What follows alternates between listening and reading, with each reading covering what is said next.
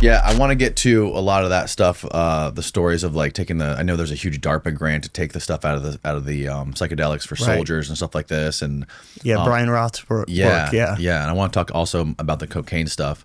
But this morning, I read that article by Michael Pollan in the New Yorker, right? Yeah, about the spiritual professionals study at Johns Hopkins. The clergy study, religious professionals, Can you... So I'm an author on it, Can you lay out this whole story for us and like how it started, who was behind it, and then what ended up happening with the whole thing? Yeah, so the idea is, so we had a history of doing this work that was first published in 2006, 2008, a series of studies looking at in spiritually interested people, what are the basic effects? So this isn't treating disorders, but what are the effects from just people interested in taking these things spiritually? And this is sort of a follow-up to that work. It's also a follow-up basically to the old Good Friday study from, was it 1962, that was conducted at Harvard by Wally Pankey, who was a student of Tim Leary, who was his PhD advisor. And it's called the Good Friday study because they were in the basement of the Marsh Chapel in the Boston area. And there was a very charismatic preacher delivering the Good Friday service. And they were the people who were on psilocybin or an active placebo, niacin. They were in the basement listening to the service. And they found that the people who received psilocybin largely had what we call mystical experiences. They were very spiritual, had the sense of unity and these other aspects of the mystical experience. And some follow-up work that Rick Doblin, the head of MAPS, did 25 years later. He did a lot of digging to find most of these people who were in that study. And these were seminary students, I should say. So that's a key there. Those were religious leaders in training. And these people largely said, yes, they still valued that experience. Many of them said that it had informed their life in the priesthood or what have you. And so this study had threads from all of that work, our work with spiritually interested non-clergy, threads to the Good Friday study that found those, subjectively positive effects from those folks.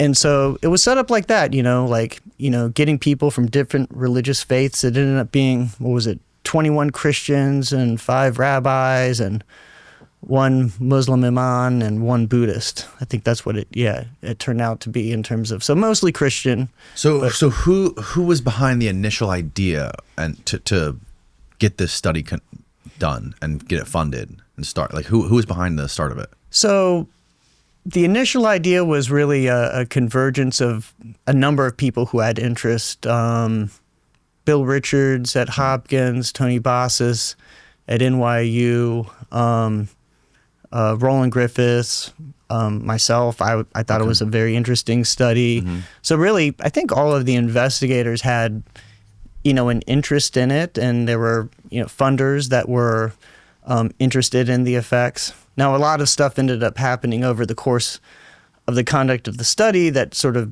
became controversial, and I wasn't aware of all of it. I was aware of some of it during the course of the study, but that's kind of what some of what Michael Pollan wrote about.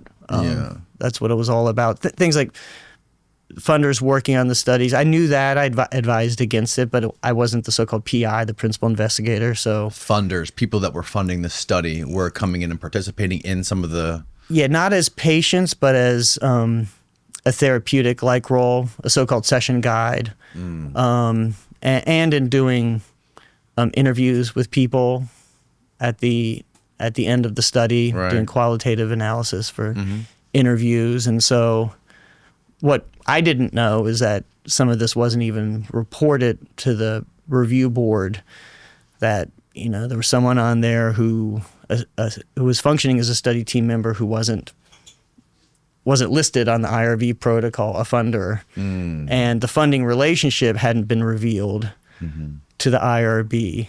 And this was in the context of that individual who I don't think did anything wrong. It's not their job to scope out these rules as a non-academic and not a faculty at at the medical schools. But NYU did the right thing and asked their review, "Oh, can they participate in helping to run the study?" And they said no. Well, she ended up doing that at Hopkins, and apparently, as we know now, it wasn't. Not only was that relationship not reported, but they weren't included, even listed as someone working on the study. Oh, wow. And then there were other things. So there was in Travis, I know you've talked to him about this. I forget the degree that you focus on this in your interview, but Travis has written about, and others, the relationship, some of the funders subsequently funded some of the participants in the study to start organizations to focus on psychedelics in religion, to sort of kindle interest in this area of psychedelics and in their various faiths. And then there was a retreat that some of the scientists had a role in, but I was completely unaware of after the study to get the participants together to presumably look at paths forward about the implications going forward. So there was some of the concern was related to, it ended up looking more like a mission with the goal in mind to introduce psychedelics, to kindle this interest in religious practice, sort of more explicitly, rather than having just, this scientific question. And so I think there's good science there, and that's why I remained an author on the paper. And that's, I don't like being in these situations where, if it reaches a certain level where I think, well, we can't trust the science, I wouldn't want to be an author on the paper. And other situations like that came up with, for example, the cancer study, where I caught wind and then investigated, for example, a participant who, in an interview with the principal investigator, they described their experience, but then on the questionnaire, ranking how meaningful this was in your life, they gave a certain rating, and then a discussion with the principal investigator. Oh, well, it sounded like your description was more impressive than that. Are you sure you don't want to change your rating? Oh, interesting. And they changed, and I prompted, hey, concerned about that, because have we ever done the opposite? If we ever said, your rating looks more impressive than what I heard, probably not. And so that was, in that study, that was the one case I was aware of and was told, well, it would be reassessed with the participant, which I never got confirmation of. But again, if it had reached a certain threshold, I would have, made a formal, issue out of it, but it didn't rise to that level. And the reason that some of this is disappointing is this is something you don't need to fluff up. In the right context, I'm convinced from not just data, but from the now hundreds of participants that I've talked to, a good number of which I've been in the room with them in this so-called guide role. But what was the drug administered? That was psilocybin. Psilocybin, okay. And everything I've mentioned so far. And so, why risk, muddying the waters with this type of thing? Hey guys, if you're not already subscribed, please hammer the subscribe button below and hit the like button on the video. Back to the show. When to me, it looks like there's a real effect there. In other words, that yes, many people have what they claim to be very meaningful experiences that they hold in a spiritual light, and that they report, positive long-term effects on their life and well-being. But, I'm also concerned that, in some of the studies, have we really looked at the negative? So there was sort of like an explicit rejection of things like assessing the credibility of the blind, or which is to say simply asking the person afterwards, do you think you got the drug or the placebo, in the sense that you're going to get an answer that could be used as ammunition because most people do correctly identify it. But, we want more data than not. And you could do things statistically to at least, imperfectly to, once you have the data, you could look at in regressions, for example, how much that might have accounted for some of the positive results. But then other things like simply asking people at their long-term follow-ups, have you used psychedelics again? And, sometimes, and it's certainly not normative, but sometimes someone's introduced to a psychedelic in one of these studies and they get really into it. I've even seen cases where like they become a neo-shaman and are doing these things more on a regular basis. And, again, with the concern that, this could be used as ammunition against this research. But I just think, one, that's not right. But even strategically, look, if these things are approved by the FDA, like, we want to know what the outcomes are going to be. Something could be on the market, and it could get plenty of drugs are pulled from the market after they're approved. So it's not just like, once one of these things like psilocybin or MDMA were approved, then, we've achieved the result, the world's going to be a better place. You're going to get some of these effects. Like you are going to kindle some interest. My impression is that it's not, that it's a small minority, but you're going to introduce psychedelics to people who are using in whatever you want to call it, unsupervised, whatever. Yeah. Someone scores some mushrooms, they go hiking with it, this type of thing, Right. and then there's questions about that. Most of that is not going to be harmful, as we know. Most people that use psychedelics aren't harmed by it, but some are. But we just have to understand the full landscape, the good, the bad, the ugly. And we shouldn't be afraid to we shouldn't be operating under a context in which we are just have this mission in mind to kind of mainstream psychedelics no matter what. Right. Because one, it's not right, and two, just even if that was your goal to mainstream, like it's going to backfire. Like the best policy is transparency and learning as much as you can, including about the dark side. There's plenty of dark side with these compounds, which What is the dark side? Well, I mean, more at the superficial level, the bad trip is a very real thing. I've been in the room with plenty of people like having a real existential, I'm sure I'm not, telling you anything you don't know, but like your soul's being shredded, you've gone permanently insane, you're never going to come out. And in a safe environment, when you've prepared the person as much as possible and you're at, when need be holding their hand through the experience and keeping them safe, the effects subside and you can keep them safe. But out in the wild, sometimes that leads to dangerous effects. I mean, pretty rare, but sometimes people freak out and, they run across the street, get hit by a car, and even though it was definitely overplayed in the 60s with some of the propaganda, but there have been cases where people have been so far out there, it really appears that they thought they could fly, and we don't know how common that is, but it has happened. And anyone with enough experience or who's been around enough people with psychedelics, they should know that at least sometimes some crazy stuff like that can happen. That's how powerful these drugs are. And I always kind of think people should take Bill Hicks' rule. I don't know if you remember it. Like, if you think you can fly on psychedelics, just test that on the ground, not on the 5th floor. Yeah. But there are some interesting cases in the popular press where that looks pretty...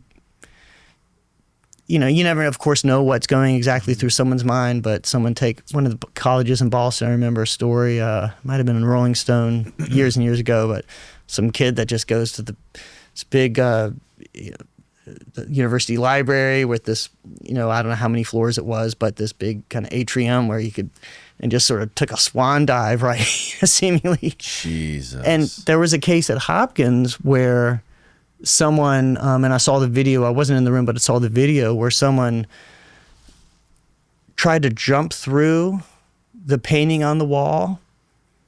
And my kind of take from that, and it looked like from the video that this person, again, you don't know what's in their head, but it looked pretty credible that it seemed like this person was expecting to go through the painting into another dimension. I don't know. And they were fine. They had a little bump in their head. It was reported. But even that, I've conveyed that before. I think it was on the Huberman podcast and got some pushback from that's going to scare people. That's It's the truth. If you treat a few hundred people with this every once in a while you're going to get something like that. Sure. And thankfully that wasn't. And who knows, maybe they wouldn't had it been a window. But it is, a cautionary tale. It's like, oh, that's a good reason not to do this on the 8th floor with a wide open window. Right. That's kind of a bad idea. And I've even heard... yeah, it's like if it's your first time surfing, you shouldn't go surf Pipeline the first time. Right. It's just like, it's that like that with anything. Right. And I've heard stories in, like, say, Oregon, and I went to college in Eastern Oregon. My first thought with the Oregon psilocybin program was, oh, that's some of the natural beauty out there. That must be incredible. And then the second thought is like, oh, there's some mountains there, and I hope folks are... Right. but a story of someone just being kind of too close to it wasn't that they thought they could fly or anything, but the story I heard was that they just kind of almost fell off the edge because they were just intoxicated, which happens all the time with any intoxicating drug. Right. You just got to be careful if you're impaired on something. Yeah. So when it comes to that Johns Hopkins study, what was the ultimate question of what was the connection that you hoped to find between all of these different people of different faiths? So the real and there's really a number. It wasn't one singular question, but generally the primary questions related to were, are they going to have experiences like have been seen in these other, either the healthy, normal, spiritually interested populations, or in the people seeking treatment for depression or addiction, cancer, distress? Are you going to have the same type of spiritual experiences, including mystical experience? Are those experiences going to be similar even in these religious professionals? And then, again, like those other populations, are there going to be long-term positive attributions? And for this population, that takes on an additional flavor of, what kind of impact did that have on your work as a priest, rabbi, etc. And so, to me, those are very interesting questions. I always thought that it seemed very likely. It would be, one thing we had to keep in mind is that you can't randomly pluck people off the street. So a religious professional willing to be in an experimental study of a psychedelic, they have to be somewhat open-minded to the idea. With a focus on, explicitly, even in the advertisement, referring to sacred experiences. And so this is not a random sample. So a religious professional willing to do this, it'd probably be different if it was a random sample, which is not ethically possible. Again, you can't force someone to do this, but it'd be funny if you could force them to do it. Yeah, it would be an interesting experiment. My guess would be you'd get much lower rates of people. And anecdotally, there are some stories from the 60s where there were skeptical religious professors who tried it, and some of which said, no, this is a false, and there's people, Buddhists and Christians and stories of this nature. I wonder if there's any Catholic priests who've been locked up that we can do it, test it on, like prisoners against their will. I wouldn't want to, dose anyone without their will. It wouldn't hurt them, they'd be safe, they'd be in a safe environment. But would be really interesting to see, I'm not saying whatever your ethics and morals are, to do it to somebody against their will, knowing they're not going to be harmed. And there were some studies done like that call them studies, whatever, but the CIA did plenty of that. Oh, yeah. And you tend to get people thinking they're going crazy, having extremely dysphoric, in other words, people hating it, experiences not highly valuing it. Right. Wasn't Ted Kaczynski one of those at Harvard? Or did he know about that? Did he know about it? I don't know. I don't remember what he was given. I don't know that story in depth, but I believe you're right that one, and I don't think this was Leary, but someone else, another project, but that he... Yeah, Steve, find out who drugged Ted Kaczynski and what drugs he was given. But there were certainly plenty that the CIA was doing, both through money funded into universities, but also in one classic example, I think it was called Project Midnight Climax, where they took a sex worker, and then the client, he was dosed. And then they're watching behind a mirror. Yeah. Just imagine these freaks watching, they gave the Johns drugs, and then they would put them in a room behind a glass mirror and see how they would, what kind of secrets they would tell them, right? Ted Kaczynski expressed concerns about the use of drugs like LSD in psychological experiments. Specifically, it was noted that Kaczynski was a subject of a psychological experiment involving LSD at Harvard under supervision of Henry Murray. Right. I knew it wasn't. Yeah. Okay. It wasn't Leary.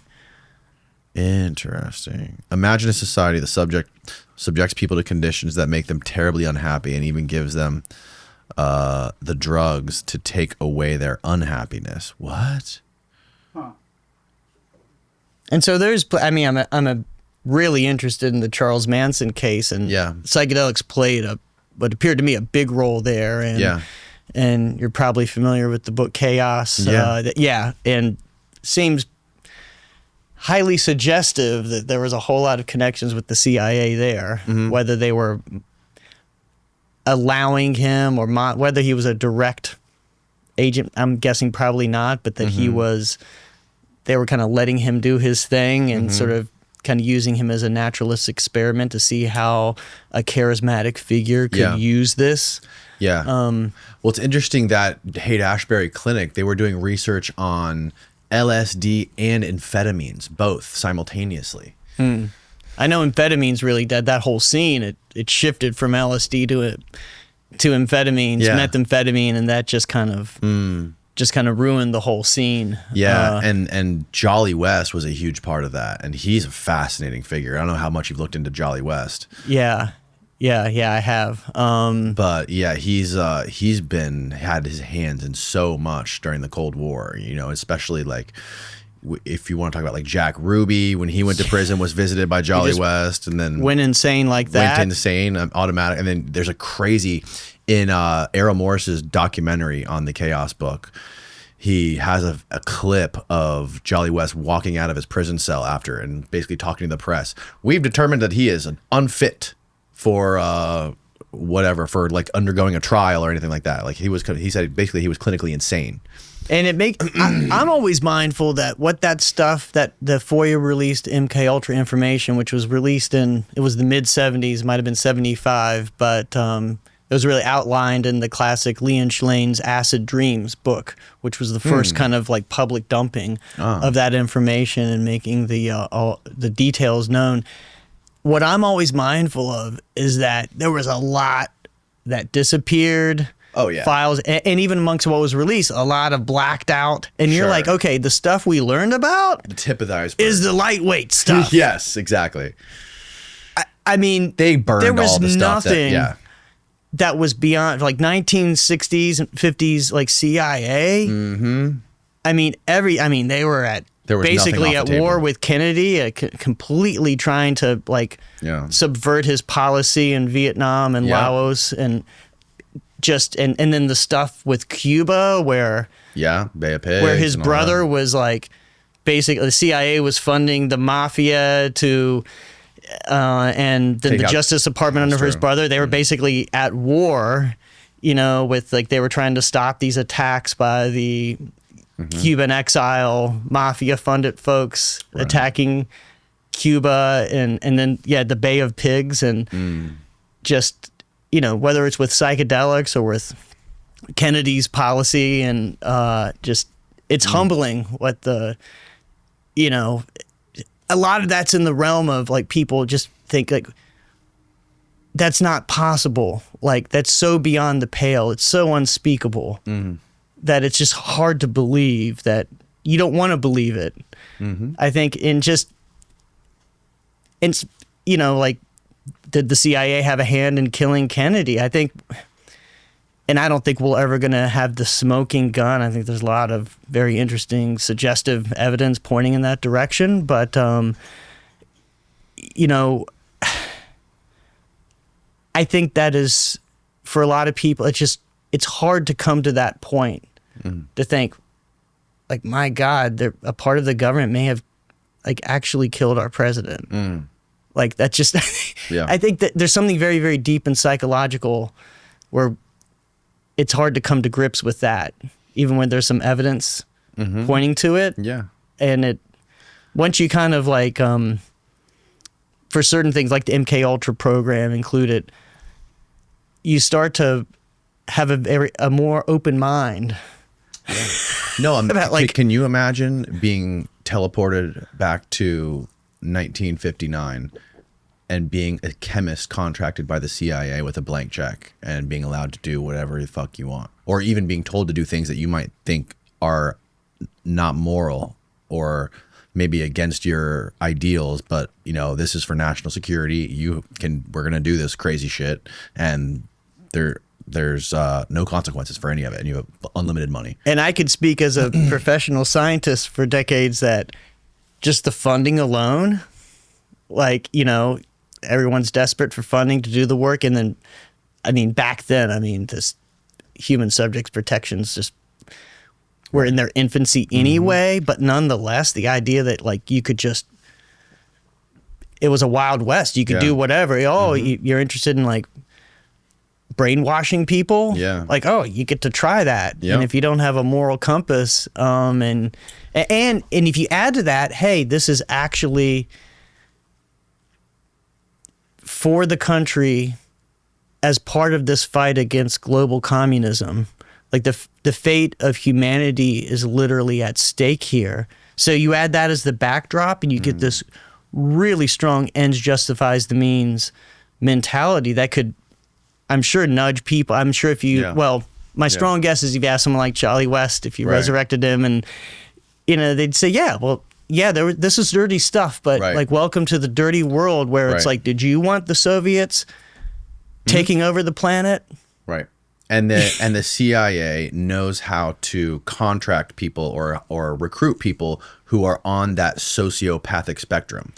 And I think they look for those people. Of course they do. Yeah. Right. That's why they do all this that huge extensive interview process with those people. And with certain people, I think they pick wacky people that they could just easily discredit afterwards if they're already into whatever, any number of things. And then they could you're totally right about that. Yeah. I think you're we could, that's a thread that we could go down a deep rabbit hole, but I don't want to get lost in the weeds. There was even in, I think it was the early 90s. I don't know if you heard about this, but like the most sinister aspect of this experimentation that we've been known to do is on the stuff that we did on kids there was a program, Steve, we've talked about this before, but there was a program they had where there was a hospital for mentally disabled children, and we were injecting them with plutonium. I'm not familiar with this. And they were trying to understand like the effects on these nuclear materials on human beings. And I think Clinton is the one who shut it down. But this really happened, Steve. I don't know if you can find the name of it or when it was shut down, but we pulled this up many times before. And it was only recently shut, like during Clinton's presidency, I think it was shut down. Yeah, it's the recency, as you're describing it, that's shocking to me. Because, of course, we know about Tuskegee and... Yeah. Between 46 and 56, no, that's too early. Massachusetts were subject children at a school in Massachusetts were subjected to radioactive nutrition experiments sponsored by the Atomic Energy Commission and conducted by researchers from Harvard University and MIT. The children were fed Quaker Oats breakfast cereal containing radioactive traces and absorption of plant material and calcium. Parents were not informed that radioactive elements were involved in these tests. Additionally, in a separate experiment, 73 children at the Fernald State School were spoon-fed oatmeal that contained radioactive isotopes over several years. The children were blah blah blah blah. The parents were never talked about. But there was one that was recently shut down. I think Could it have been the 80s, follow-up of this? Because, like, for example, Tuskegee, the plan was to just follow these guys for the next 50 years, for the rest of their life. And so maybe it was the following up of these people that Clinton finally I'm just hearing about this, so that's just speculation. Yeah, it could have been. The one that I read about was shut down in like the late 80s or early 90s, I think.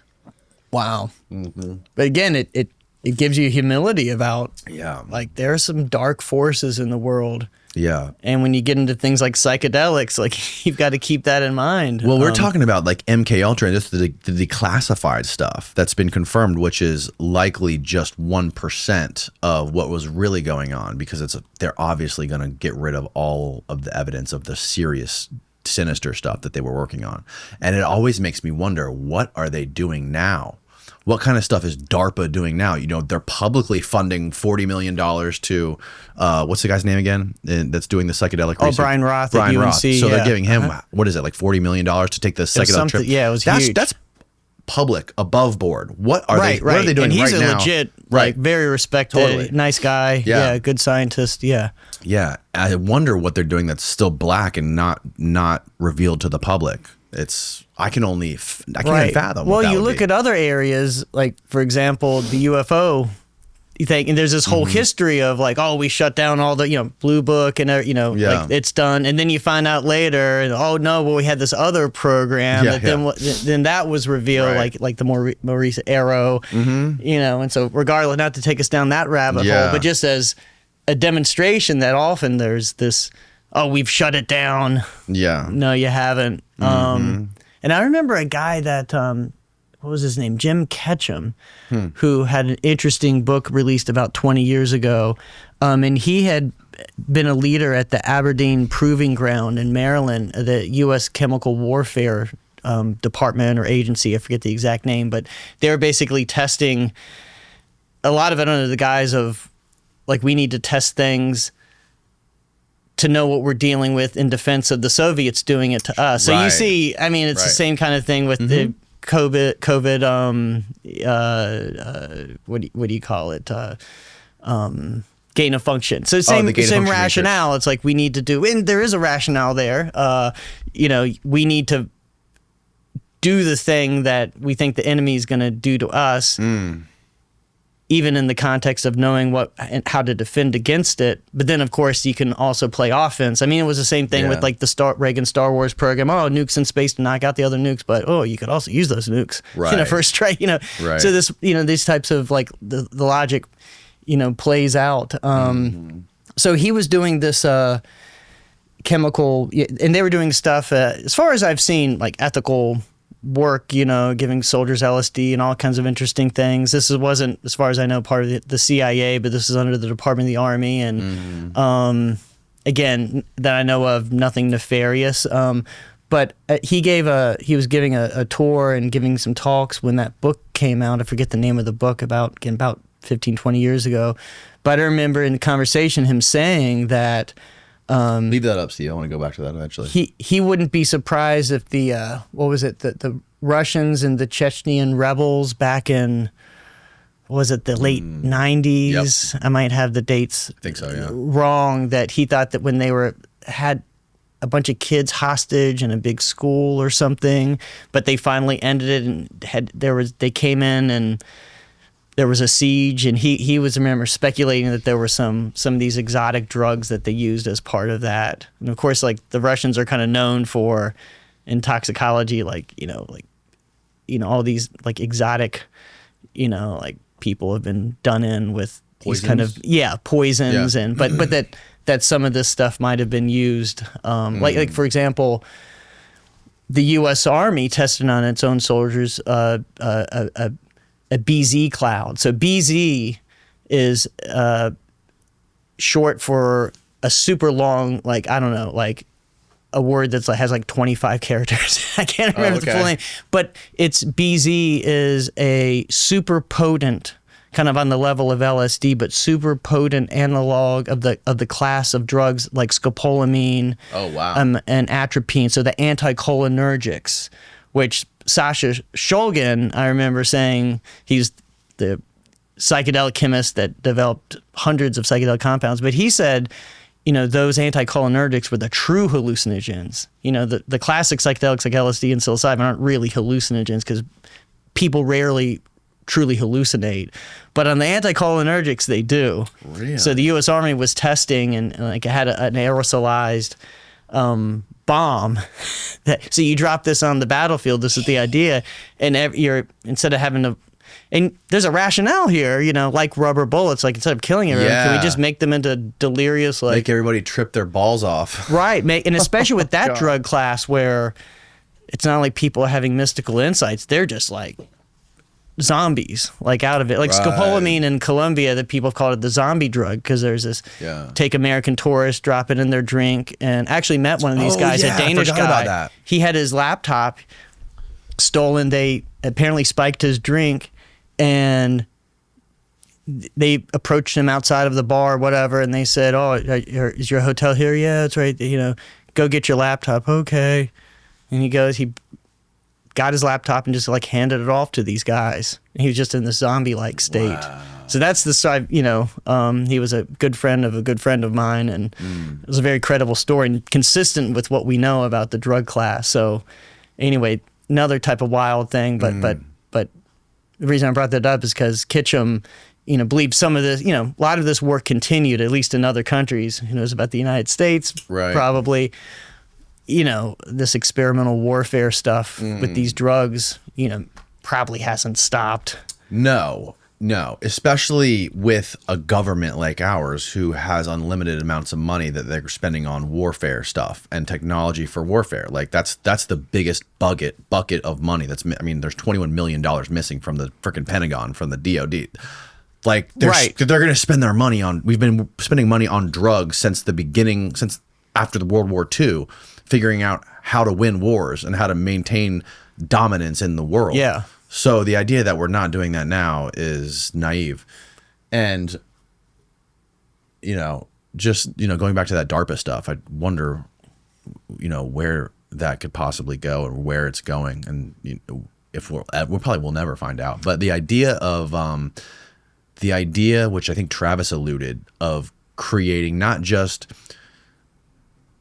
psychedelics that can treat things like PTSD or get people back in the state where they can actually get back out in the battlefield, but making more badass soldiers with psychedelics is a crazy idea. Like making people that can have better edge detection or kill more people or make them more productive in combat. That's a crazy idea to me. Yeah, well, and we already know that we use drugs all the time for these things, like amphetamine. Right. Drugs, like amphetamine itself, D-amphetamine, is used. The Go pills, and it makes sense, and they can kind of hand them out, and I'm not disagreeing with it, but you need the pilots to go up on a sortie, and they need to be on, and they haven't slept in 20 hours, and it's these are it works. There's a drug that Joe Rogan used to talk about on his podcast that I think he said that he used to take. That was a drug that fighter pilots ate. God, what was it? Modafinil? No, it wasn't that. It was something, I forget what it was, but it was a stimulant? It was a stimulant pill that he would take, that he said that fighter pilots took it. And he's talked about it. He used to talk about it years ago. I haven't heard him talk about it since. I'd be interested. I'd have to find out what that was. Steve, maybe you can do some searching. Oh, by the way, here is Steve found what I was talking about with Clinton. It was in 1996. The U.S. federal government agreed to pay $4.8 million as compensation for injecting 12 people with radioactive materials in a recent Cold War experiment. So it was a settlement to make amends for the unethical experiments conducted by the government doctors and scientists. So there's two sides of this story. There's that, and then, yes, those experiments were between 44 and 74. Mm-hmm. And then I got more information here specifically on what you were talking about, which includes these experiments directing plutonium and other radioactive elements directly into patients. Mm-hmm. Some of these were kids that didn't know about it, right? Yeah, a 5-year-old, Jesus pregnant Christ. Women. God, I mean, levels of depravity that. Because it's hard to wrap your head around, but history tells us time and time again, like there's kind of no bottom to the pit of hell. Well, the human animal is capable of anything. Right. Yes, the way they think about it, though, which is the way every country has to think about this kind of stuff, is what's worse. Are we willing to do this terrible thing to save something way worse from happening? Right, which I get. I'm not saying I agree. And a lot of this is going to depend on, I'm glad we have an intelligence, the intelligence age, a country needs to, the original mission was collect intelligence to inform the president, and before it kind of devolved into its own thing, their own agenda that the president sometimes doesn't even know about. But it's going to come down to these, and we need secrecy. You can't have everything being public, but the government obviously way overdoes secrecy and confidentiality, and they have every incentive to do that. So it comes down to the nuances of like ultimately it took human beings to do this, and just like the torture stuff in Abu Ghraib and enhanced interrogation. I think we're still coming out of this amnesia where it's like we didn't want to admit it's hard for the average American to we were involved with straight up torture stuff that we had executed people for, like waterboarding. Right, and we tortured also innocent people. Yeah, because with anything, there's going to be false positives. Right. And it's one of any number of reasons why you shouldn't torture people. Even if you were 100% accurate, you shouldn't do it. It's like not right. It's not. It's not. It doesn't work. But also, like, you're going to have some poor dudes that are just caught up and. Yeah. I mean, worse than death. Right. I mean, people being tortured. But we're capable of all of this. We've always associated chocolate with weight gain. But did you know it's actually shown to be helpful with weight loss? Studies show that cocoa flavonols, the active compounds in high-quality cocoa, can support fat metabolism, improve insulin sensitivity, and even help reduce abdominal fat. But you'd have to eat so much chocolate to get those benefits that the sugar and calories would cancel them out, or worse, lead to weight gain. Not to mention the heavy metals like lead and cadmium found in many cocoa products. This is why I drink Morning Bean by Verso. It's a rich chocolate blend with all the benefits of cocoa and none of the junk. Every batch is third-party tested for heavy metals, so you know you're getting pure high flavanol cocoa you can actually feel good about. Instead of caffeine, it uses theobromine, a natural compound in cocoa that delivers all-day energy without overstimulating your nervous system. Plus, its ingredients are shown to support muscle growth and performance, improve metabolism, and provide micronutrients from superfoods and electrolytes to rehydrate and fuel your body. So yes, chocolate can help you reduce fat, just not in candy bar form. Since I've started taking Morning Bean, I've turned my morning ritual into something that supports my energy, my metabolism, and my goals. So if you're looking to improve your health with something that's actually backed by research, click the link below or head on over to ver.so/Danny and use my code Danny to get 15% off your first order. Again, that's ver.so/Danny and use the code DANNY to get 15% off your first order. Provigil is the name of that drug. That is modafinil. Oh, that's the modafinil? trade name for modafinil. Oh, really? Which is an what amphetamine-like is stimulant. So it's in the general. It's chemically not the same as the amphetamine structure, but it's in the broader class of dopaminergic stimulants like cocaine and amphetamine and methamphetamine.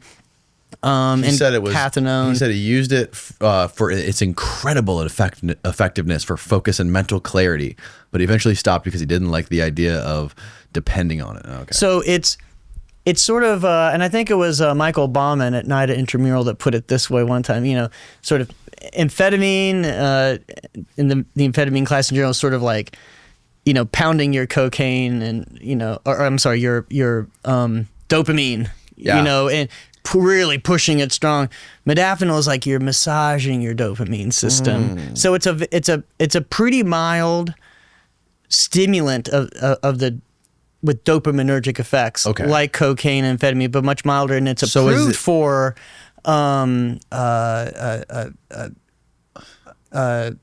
what's it approved for? So like certain things like shift work and jet lag. So it's the term there is like it's a wakefulness enhancer. Do you know I could score some of it? It's very common for people to order. I'm not making any recommendations, but it is very common. I'm making a menu over here. It's Schedule 4, so it's not.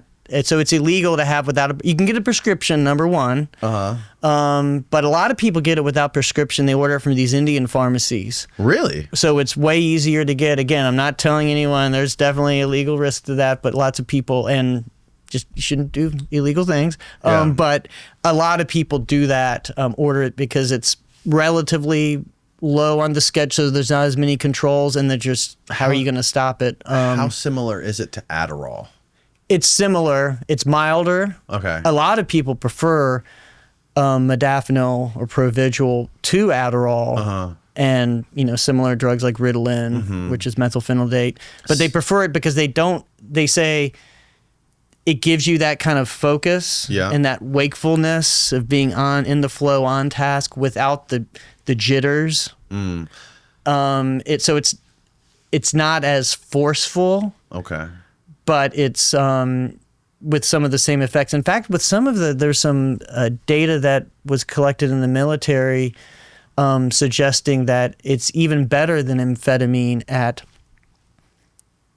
reversing the cognitive detriments that you get from keeping people awake. So from insomnia, because you get a lot of cognitive detriments, very measurable, and stimulants in general, like caffeine, the amphetamine compounds, modafinil, will to some degree reverse that or attenuate that, make it not as bad, or get it back to normal state or something at least closer to normal state.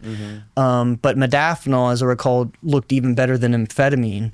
So its mechanism of action is totally separate. It's totally different from Adderall. It has an overlap. So it has that similar effect on increasing extracellular dopamine, which is the same general effect that in different ways cocaine and amphetamine.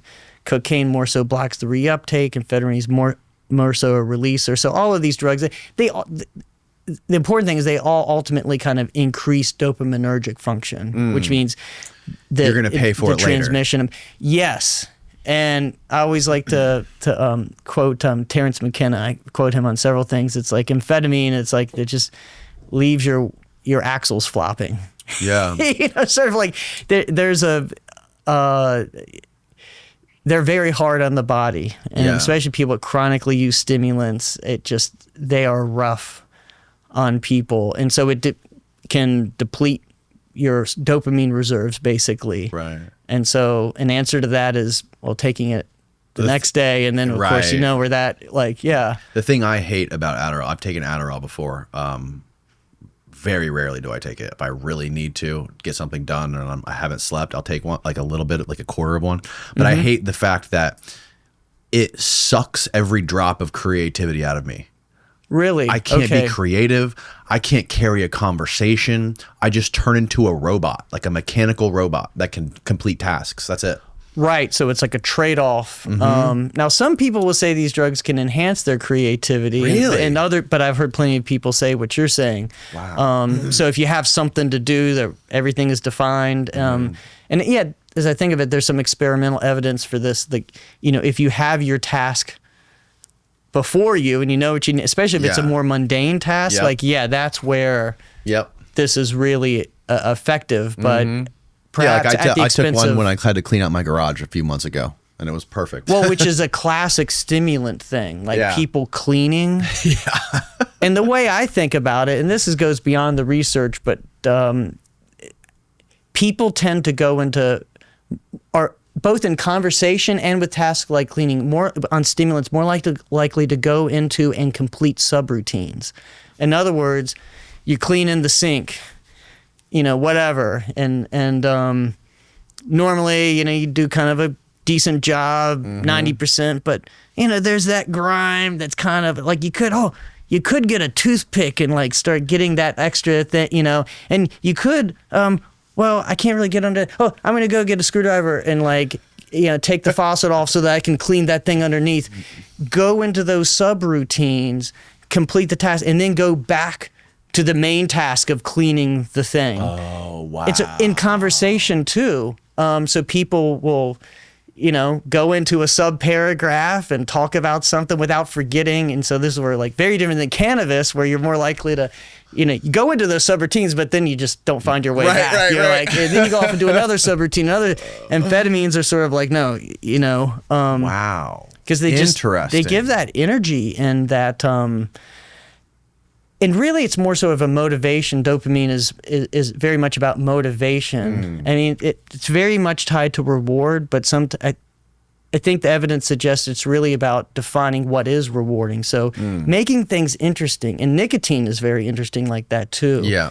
Because the amphetamine type and cocaine has this, too, but they kind of have this primary reinforcing effect that they just make you feel good. It's euphoric. But then there's also what's called conditioned reinforcing effect, like the things that are associated with it become, the things you do under it become more rewarding. But then there's also this sorry, this might be too technical, but non-associative non-contingent reinforcement. In other words, these drugs, and this is where nicotine has its strongest rewarding effects, is making everything else in the environment, not just through a Pavlov's dog, bell and whistle, through association, but through a direct effect in making everything else in the environment rewarding. Which is why nicotine is just this powerful psychoactive in terms of its addiction potential, in terms of people like really enjoy using it. But you ask someone, and I remember when I was young, I was like, what's this deal about tobacco? It's like, you know, people try different things and they understand, you know, they, you know, use cannabis and it's like, yeah, they're intoxicated. They feel the effect. You know, tobacco is like this very subtle thing. People aren't really high. People don't usually use that language. It's a psychoactive effect, but you kind of think about it. You know, what do people talk about with, you know, smoking, you know, you know, oh, it's great after a meal or before a meal, and the classic, like a cigarette after sex, and like it, and then like with work, you know, making things like writing paper, the great writers, you know, smoking away, skipping lunch and just smoking. And so it has this sort of, and research with rats suggests this, that even like say, putting a rat on nicotine will make just this random like house light, like a red light coming on, like more rewarding. They'll press a bar to get that red light to come on more so after nicotine. Not because the light signals the delivery of nicotine, just because just seeing a red light is cooler when you're on nicotine. So which kind of explains why this drug is so addictive, but it doesn't make you high. Right. Because it kind of makes just subtly the world becomes more rewarding.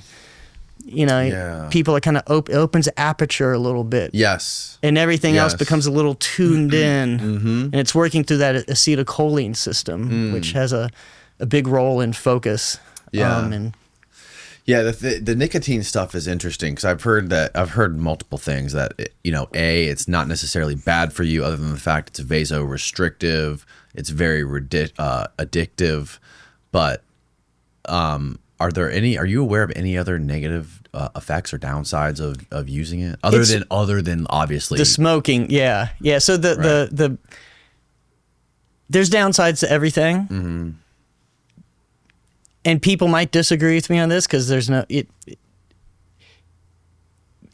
you're kind of weighing like all kinds of evidence here, right. You know, but to me, nicotine outside of smoking or even vaping, which is still probably going to be much safer than smoking, but nonetheless, you know, you're inhaling something, there's going to be downsides. But like say in like, you know, nicotine pouches, any concern, including cardiovascular concern, is in the same general category as caffeine. So some people shouldn't use caffeine, and especially a lot of caffeine, like if you're at severe risk of heart disease or if you have anxiety. Like the first thing your doctor should ask you before prescribing Xanax should be like, let's talk about how much coffee and soda you drink. And insomnia, before you get a script of Ambien or what have you, first question be like, let's talk about your caffeine use, because maybe you just need to cut out your caffeine. Right. So nicotine is sort of in that same category where there's downside, you know, but the cardiovascular effects are relatively, they're there, but more in the caffeine range. I mean, a good amount of the cardiovascular downside from tobacco smoking comes from the carbon monoxide that you get from smoking, which is nothing to do with the nicotine, and something that you don't get with vaping either. You don't get the, you know. Yeah, it's the delivery mechanism, right? Especially with those pouches, the nicotine pouches. Those things will eat your gums away, from what I understand, pretty bad. There's a lot of people who've had serious issues with their gums, like having a pouch in their lip all day long. Yeah, and some of that is going to be we're going to have, it's such a new thing that we're going to have to wait to see. I mean, to what degree is it related to the classic, you know, like cocaine burning out the inside of the nose, another alkaloid, which I think someone has to do a lot of cocaine to get that, you know, like what was it? Stevie Nicks, I think, was reported to have that. Fleetwood, you know, like they were doing a lot of coke. Yeah. You have to have a lot of money to do that much coke. That's one of the things about coke. Like most people don't have the money to go that far. Right. The way a rock star does. Yeah. But yeah, like we'll see. And I would say though, in general, like there's a risk to everything. But like if someone's trying to quit smoking, I mean, these pouches are basically the same thing as FDA approved, like nicotine gum, nicotine patch, nicotine lozenge. Yeah. It's basic. I would say it's a probably better technology than the nicotine gum and nicotine lozenges. And because of the pouch, it can give you a little more of a quick transdermal administration. Orders of magnitude less risk than smoking cigarettes. Yes. And, vaping is still going to be, again, we're not going to know the final answer for a few decades, but there's a lot of reason to think that vaping is substantially less risky, not without risk, but compared to smoking. Basically, if someone's smoking cigarettes, any of these things are better options. Yeah. and nicotine pouches would be the least risky of all of them compared to vaping or smoking. So I kind of think about this when you see some of the regulations in California or whatnot about oh my God, can't have any flavors, and it's like, honestly, you could have a discussion about should we be subsidizing that. I mean, the classic thing is, and I'm not saying we should, but I'm saying that would be a reasonable argument to the degree that it's helping people quit smoking. The classic concern, though, is like this balance of, we don't want kids to use it. We don't want it to be attractive for kids, but we also got to keep in mind those same properties are things that can make it more attractive to a 63-year-old smoker that's been trying to quit. Maybe they like that whatever menthol flavor, that cherry flavor. And you can't buy fucking menthol cigarettes in California. That's what I heard. That's probably true. I think that's true. That's so crazy. Yeah. And so you got to That's I heard a clip of, I think it was Cat Williams talking about it. That's racist because black people love menthols. Black people love Newports. Now you're denying them their Newports. Yeah, there's big differences there. Yeah. I mean, they're very popular. It's ridiculous. Like, what are we, babies? Jimmy's not allowed to have a Newport because it's too flavorful, or you're not allowed to have a coffee flavored Zin because that's going to be too dangerous. Meanwhile, you have people literally doing heroin on the streets unregulated, shitting themselves. Right. But it's unbelievable. It's like California is so fucking crazy. Overregulation. Virtue signaling. Me and him went to San Francisco, and we were visiting somebody to do a podcast a couple years ago, and you couldn't buy nicotine pouches that weren't flavored. They were all just unflavored nicotine pouches. Yeah. And I didn't bring my own, unfortunately. So I was like stuck with these unflavored nicotine pouches. Yet we were walking down the street, and the guy we were there to meet was like, where's your car? Where's your car parked or whatever? Like, make sure you lock your car because every car gets broken into here, and there's no repercussions for the people that break into cars. And we were walking down the street right in front of his apartment, and there was literally a purse emptied out on the ground, like in front of a car. And the laws there are they allow people to do that. They can't get arrested for fucking breaking into somebody's car. Same thing with and I seem to hear that they'd reversed it or were going to, but like with shoplifting. Oh yeah. Like they're basically, I mean, now what I've heard from folks in the Bay Area is that their rule is don't lock your car because you can get your window broken out. Like, one, don't keep valuables in there, but keep it unlocked. That way, like, I'd rather the person open the door, check for change, there's nothing here. And you're good. You don't have a broken window. Yes. Yeah, you're right about that. Maybe I got the story wrong. Maybe he told us to just leave it unlocked and make sure nothing was left in there. Well, I'm sure there's all kinds of strategies when you're dealing with that type of environment where people just, I mean, it's so pervasive, from my understanding, that just, and you get this with drug policy in general, and I realize not all of that is related to drugs, but it's a general principle that there are unintended consequences everywhere. And you have to be really, really careful about things that, like, this looks good on the surface.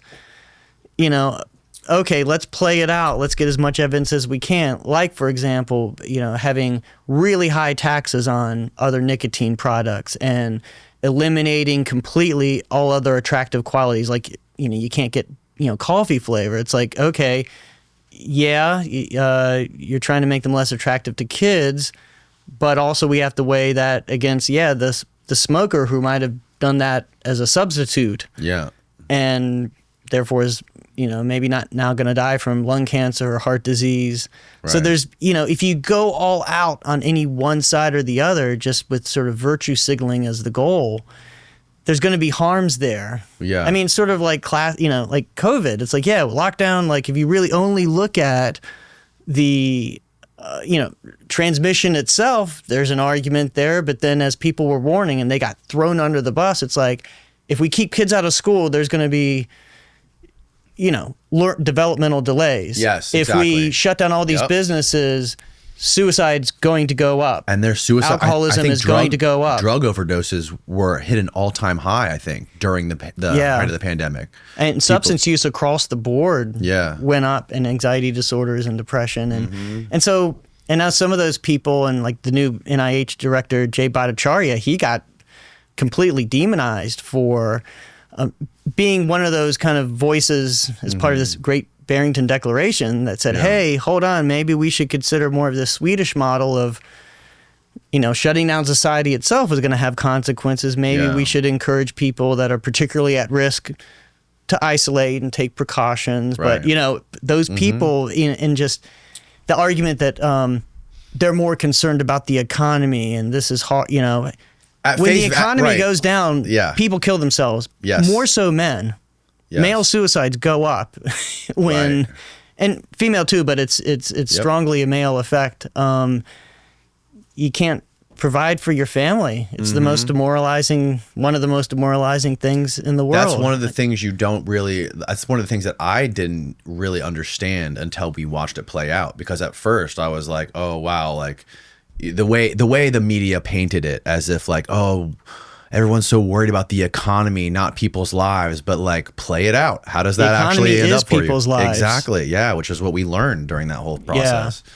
So with drugs, the same principle. There's, the immediate thing that protect the kids. Yeah, we want to protect the kids, but there's usually a balance to be had there. And we just want those decisions to be as much informed by science as possible. And I would say even beyond science, informed by human rights. Like there's some things you just shouldn't do. Right. Like ban people from attending church. Like it's kind of in our First Amendment. Right. Right. Despite the data, which is kind of how I feel about psychedelics and religious use. I think it's very clear. These drugs, many, they're a number of religious groups, including some that have religious protection or constitutional protection, the Native American Church, and now the UDV, the Santo Daime, for using psychedelics. But, there's genuine spiritual and religious use of these compounds by people that aren't part of those, communities. And the Constitution doesn't say anything about drugs. In fact, there was this whole evolution of when we first started to tinker with drugs. I mean, we had to have a constitutional amendment to really fully ban alcohol. But then when the whole cannabis prohibition came up, it was first justified under the Marijuana Tax Act. The reason it was a tax act, it was like the justification under, I believe, the Ninth Amendment that, the federal government can't do things that are reserved, certain rights, unless they've been outlined in the Constitution, they're reserved for the states or the people. So the Constitution doesn't say we can regulate drugs, but the justification was, this is involving interstate commerce. So we can put a tax on it that no one's allowed to actually functionally get the tax act, to get the actual stamp that you need to engage in that interstate commerce. Right. But now, and it's sort of like the president going to war without Congress. Now, at some point, it just became such a precedent that no one even worries about these things. Of course, the federal government can, ban drugs. But the Constitution doesn't say anything about drugs. It says a whole lot about religion. It's amongst the very first rights that are outlined in in that First Amendment, as well as the separation of church and state. Yeah, and so I think about these things with the psychedelics in particular because people have, by all measures, legitimate, religious and spiritual beliefs surrounding their use of them. And that's not to say that most psychedelic use is just for fun. That's true too. They're also recreational drugs, but there's a spectrum there. Yeah. So during that study, did you find that the psychedelic experience that these religious folks were having were amplifying the beliefs they already had. Yes, there was some of that. Yeah. Yeah. And so and then where they would people kind of saying it, they saw the lessons of their faith in a deeper way, as well as folks saying that they were more open to other, less judgmental of other religions, this type of thing. Yeah. Now, Travis, when he was on here, he was talking about this idea of perennialism, this common core of all religions. So that's where the study has been, even years before it was published. There were already folks sort of touting the study as like, oh, this is probably not using that word because no one knows what it means. Like, a test of perennialism, or showing that there's a common truth to all religions. So perennialism is this kind of tradition dating back to William James, who was very interested, essentially father of American psychology, who was interested in both mystical experiences, but this idea that the world's major religions have, and it can be viewed in two ways. One is that they actually stem from core human truths, and sort of by analogy, the classic, the blind men all describing different parts of the elephant being God, but they don't, oh no, God is a trunk, and one, no, it's a big kind of, they're grabbing the foot, along those lines. But some people, there's different flavors. One is more of a metaphysical flavor, saying that they're pointing to all pointing to the same metaphysical truth. Another, saying that the nature of of subjective experience, like mystical experience, is a common element that's seeded, that mystical experience is sort of more innate to the human, and that has seeded all of the different religions. Now, these are ultimately probably impossible questions to really address empirically. It's probably more philosophical. It's sort of, maybe like the stoned ape theory. It's hard to get, evidence for, all of evolutionary psychology is like that, and evolutionary, or a good chunk of evolutionary biology and psychology. But this study can't test perennialism.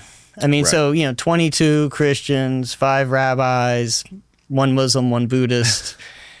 Even if it did include 100 of each of those groups, then you'd actually have the ability, or even 30 in each of you'd have more of the ability to compare. So we didn't even have the numbers to compare the experiences of those people. But even if you had 100 in each group and they had very similar experiences, that's very different than saying, that's very different than concluding that therefore the origins of Buddhism and Christianity, Judaism, etc., all have this experience at the core. After all, it was psilocybin that prompted these experiences. And that's a whole philosophical rabbit hole about, is this a legitimate religious experience or spiritual experience, or is this sort of mimicking a spiritual experience? But it's, again, to me, it's ultimately philosophical. It's like the hard problem of consciousness. It doesn't appear to be something you could really provide any evidence over to say whether all of these religions are pointing to the same core truth, simply because the experience with psilocybin is similar across these different religions. There have been studies. A lot of the excitement or interest in perennialism and the which has been called the perennial philosophy. Aldous Huxley wrote had an interesting anthology called The Perennial Philosophy, which kind of really explored these ideas in the 1950s. And, the interest mainly lies outside of drug effects, just the fact that spiritual experiences across these different traditions do share some similarity. So in some sense, you don't need drugs to show that. Yeah. In fact, it's more compelling if the experiences don't come from drugs. Sure. Because that's sort of like, well, of course they were similar because they all had the same dose of the same drug. So, that's not to say that I'm coming down strong for or against perennialism. I think it's very interesting philosophically, but as a scientist, this study certainly can't address it. Right. And then there's also questions about, is it a good thing that psychedelics get incorporated into religion? And you could certainly see a downside to that. You can argue for upsides. Yeah. It seems like there's a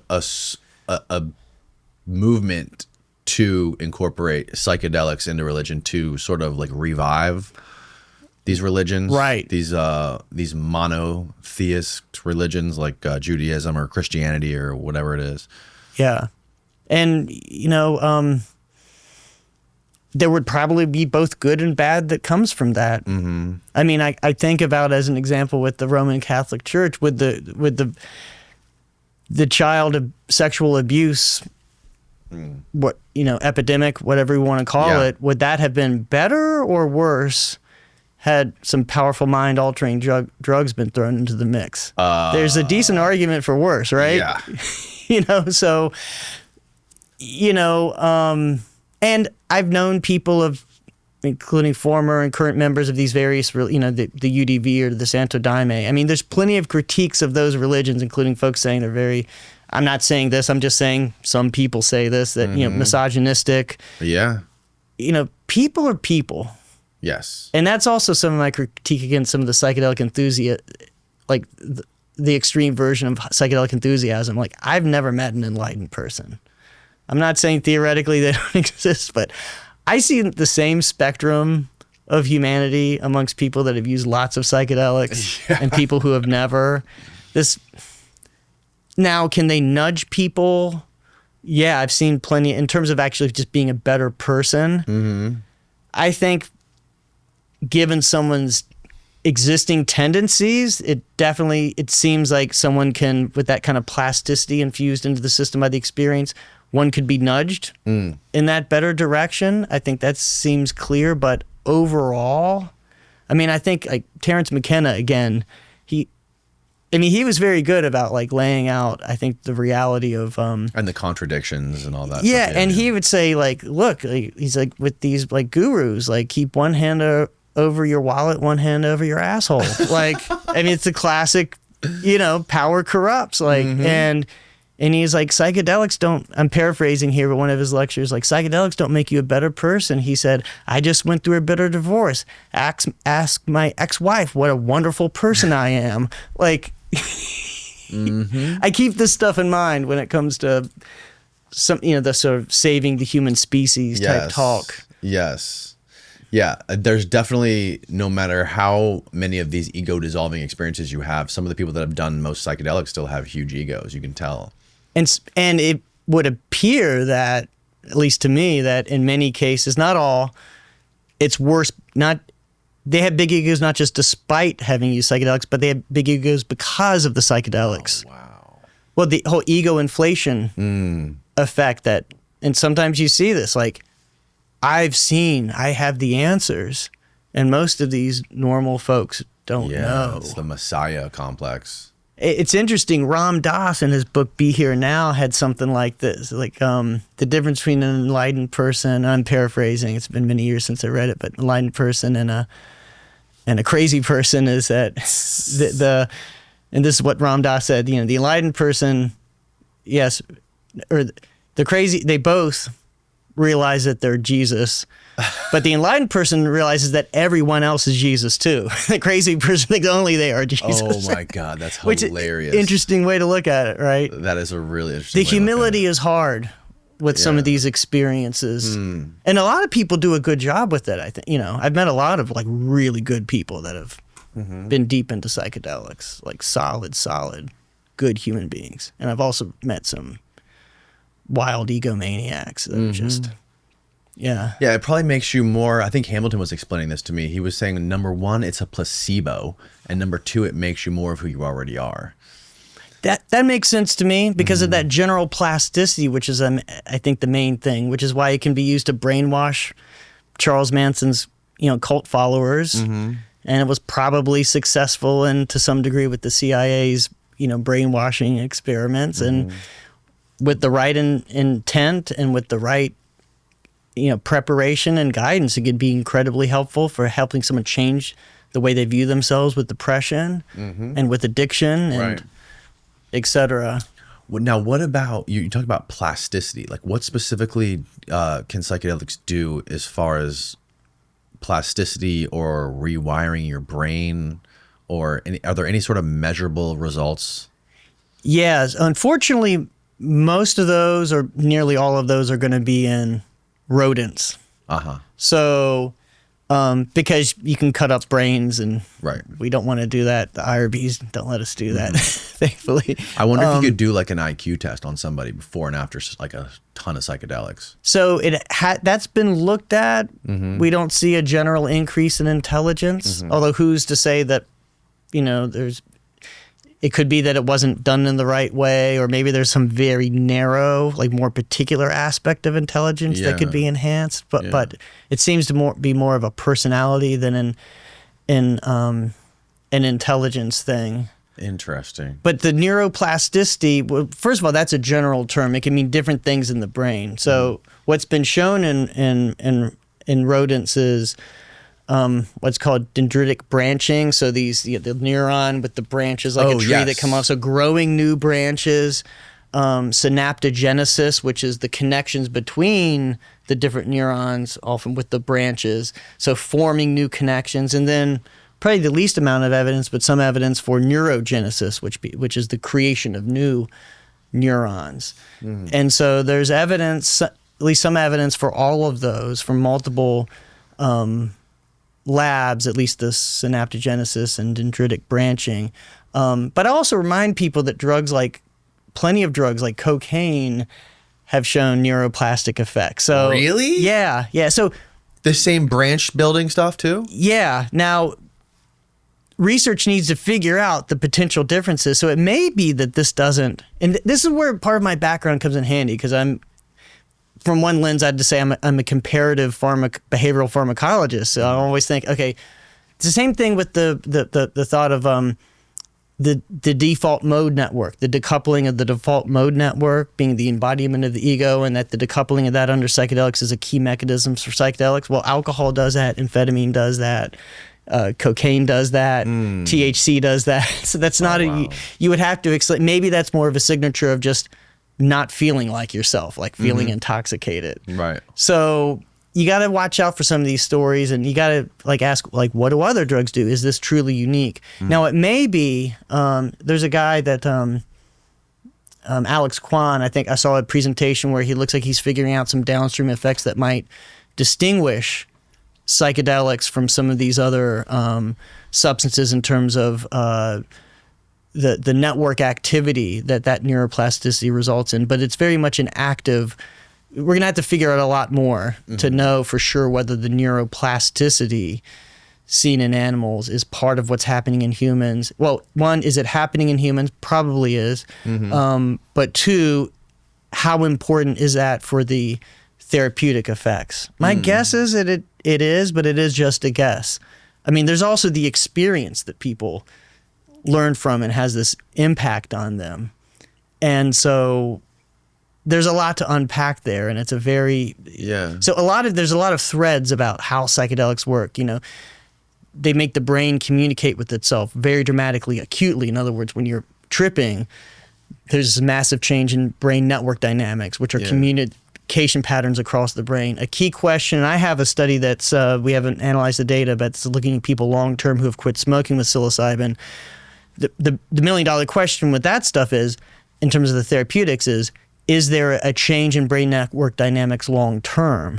There may or may not be, because of course the brain, and it's very important to know what the brain is doing when you're on the psychedelic, but therapeutically, the most important thing is what's it doing 6 months later when you're still less depressed, or you're still not drinking, or whatever the therapeutic target of that study was. So that, so there's that, the neuroplasticity, the brain network function. And then there's stuff at the psychological level. And I don't think it's one or the other, psychology or biology, unless you're a dualist, presumably. These are just different levels of analysis. It's not one or the other. They're just two sides of the same coin. Yeah. And my presumption is that every psychological change or psychological phenomenon has a biological correlate. Yes. And we're probably just at the limits. I mean, you remember what you had for breakfast this morning or whatever. We don't have the technology now to go in and read exactly what those brain patterns are that pulls up that constitute that memory, but one day we might.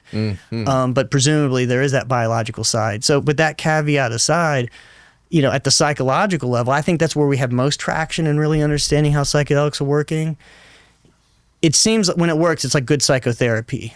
It's not like, I just took this pill, like whether it's, you know, antidepressants or whatever, you know, you take the pill every day and it has, oh, now I'm feeling better, you know. Yeah. People have a story to tell you. Yeah. Like a life experience, like psychotherapy, or probably more commonly, like a life experience. Oh, let me tell you about, you know, the first time I visited another country and knew what it was like to be the only person of my race within a crowd of 10,000 people. Let me tell you the first time it was like to fall in love, or what it was like to have my kid and how that changed everything. Like, it seems like it's an experience. Yes. It's a very reflective experience, especially like when you were talking about the bad trips earlier, because sometimes the bad trips can be the most, you get the most out of those.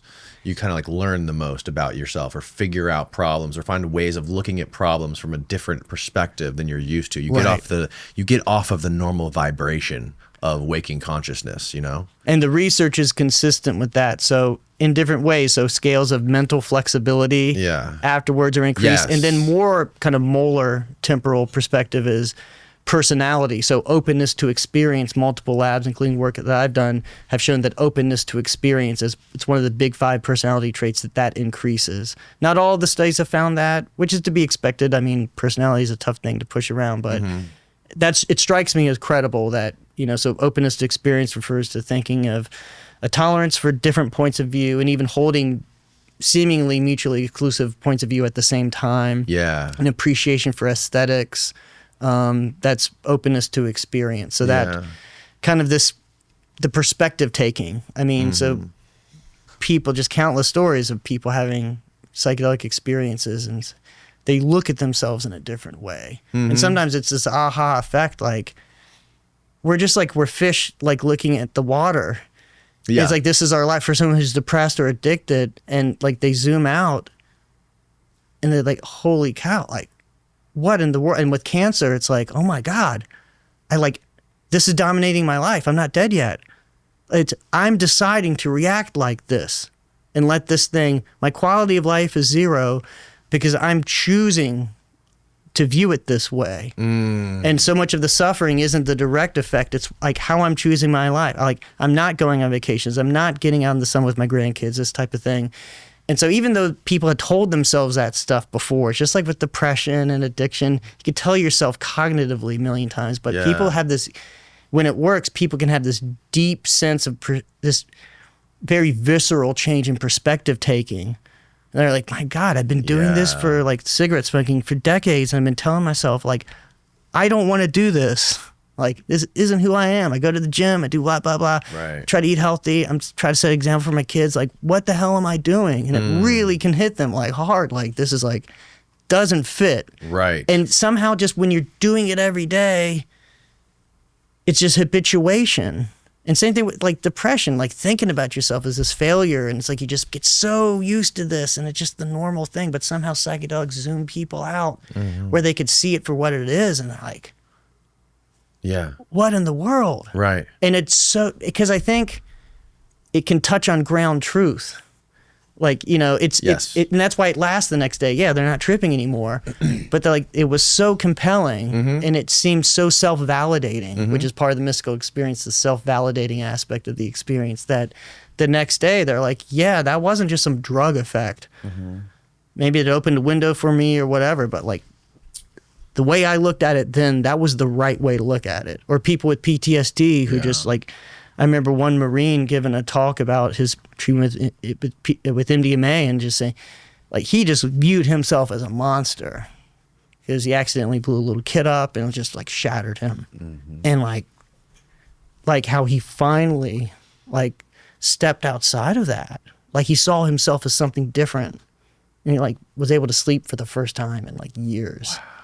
You know, like, and, you know, it's very, you know, like I think the real action is that stuff we're nowhere close to understanding at the brain level.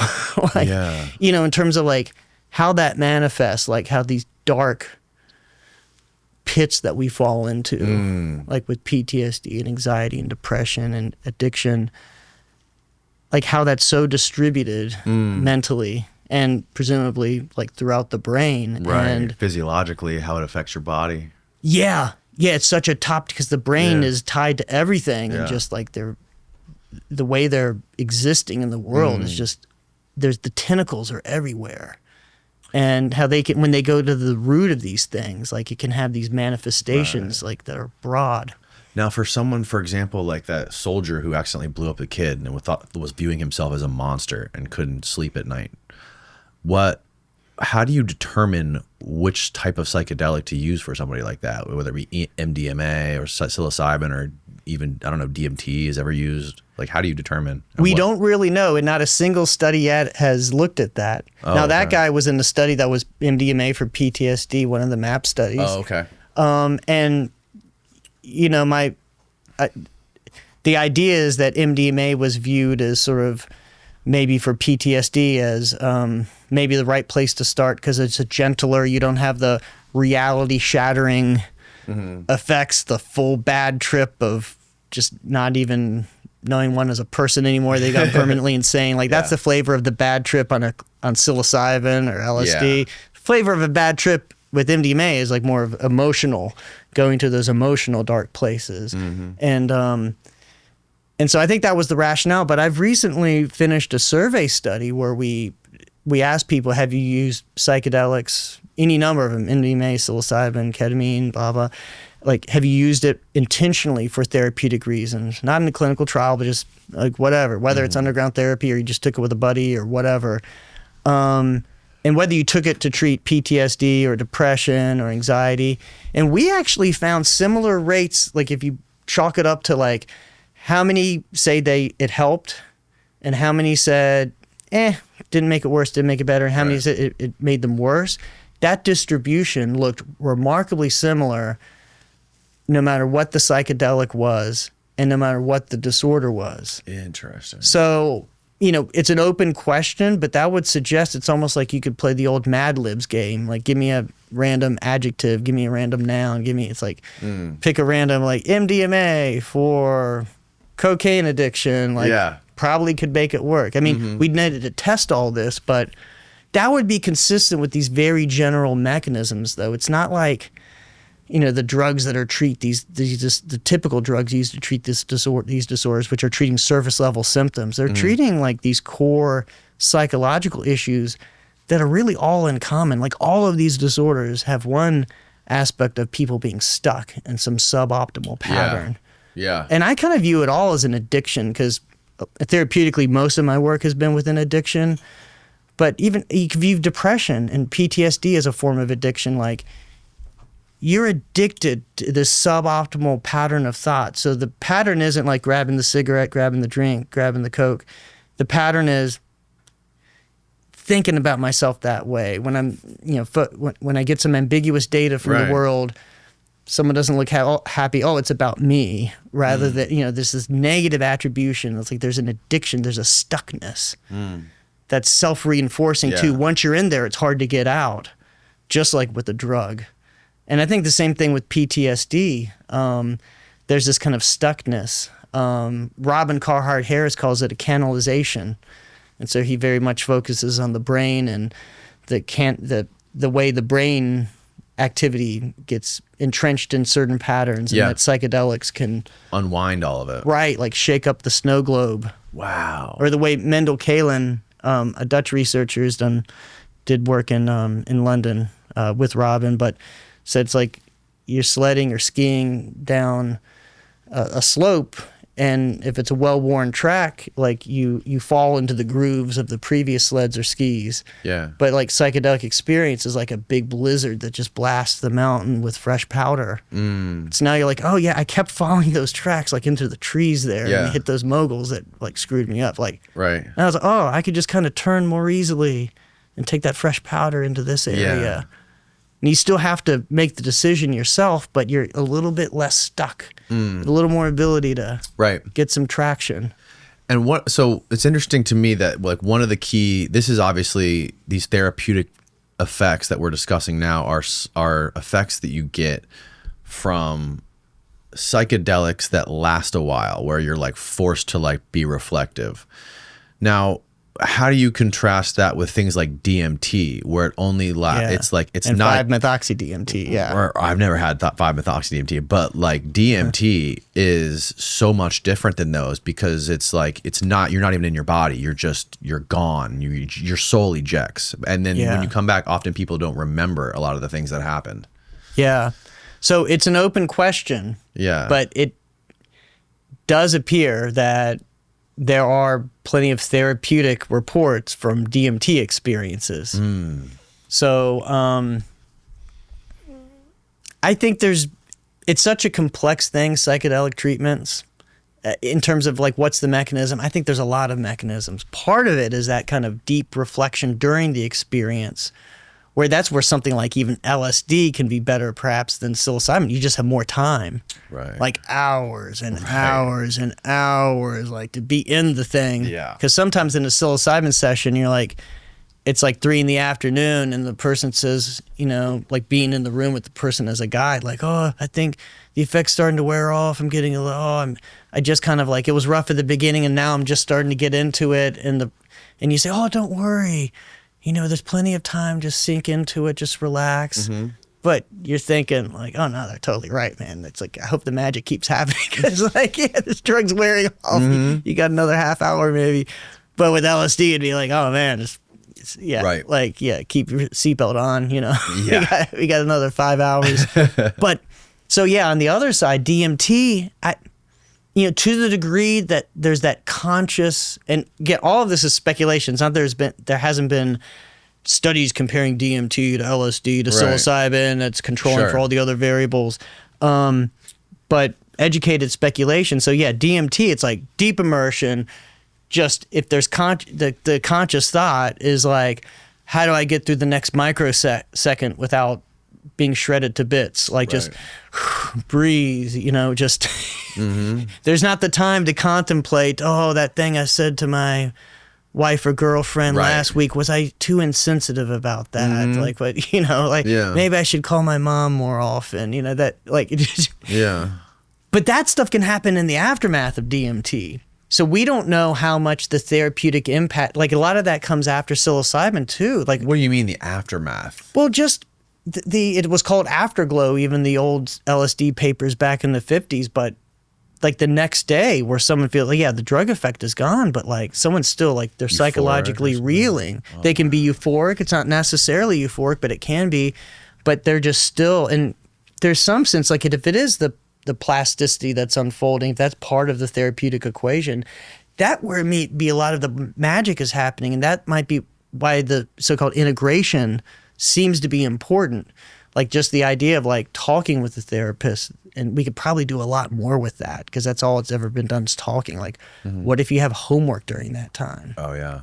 Yeah, I think like, what if the experience was one of empathy and how, okay, all right, now what if for the next month you volunteer at the nursing home or whatever, you know, it's like, let's do like some homework during that time to actually concretize like those lessons. But people, there is this sense of often there is an afterglow. Sometimes it's fleeting. Sometimes it lasts for several weeks, but the aftermath is more visceral.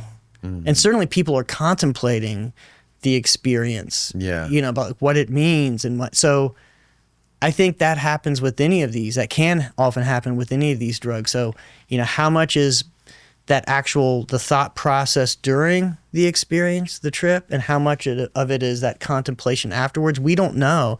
My sense is there's value in both. And if DMT has therapeutic impact, which I believe it does, it's probably weighted towards, you know, your integration after it. Right. But some of the lessons, like, okay, you don't have the time necessarily to have the deep, you know, contemplation about your relationship with your brother, but at this just like mystical experience, unitive level, just this idea of having your self-identity absolutely shredded and at least having some experience of just beyond words, of existing beyond the story you've told yourself for a lifetime. Yeah. Like that can be there with DMT. Yeah. And so just in the aftermath of that, taking that as fuel for looking at things with a fresh lens. Right. And just the sense of the awe of like, oh, reality can be Like, I thought reality was this. Like, reality is like, I don't even know the edges. Like, right. Like, what in the world was that?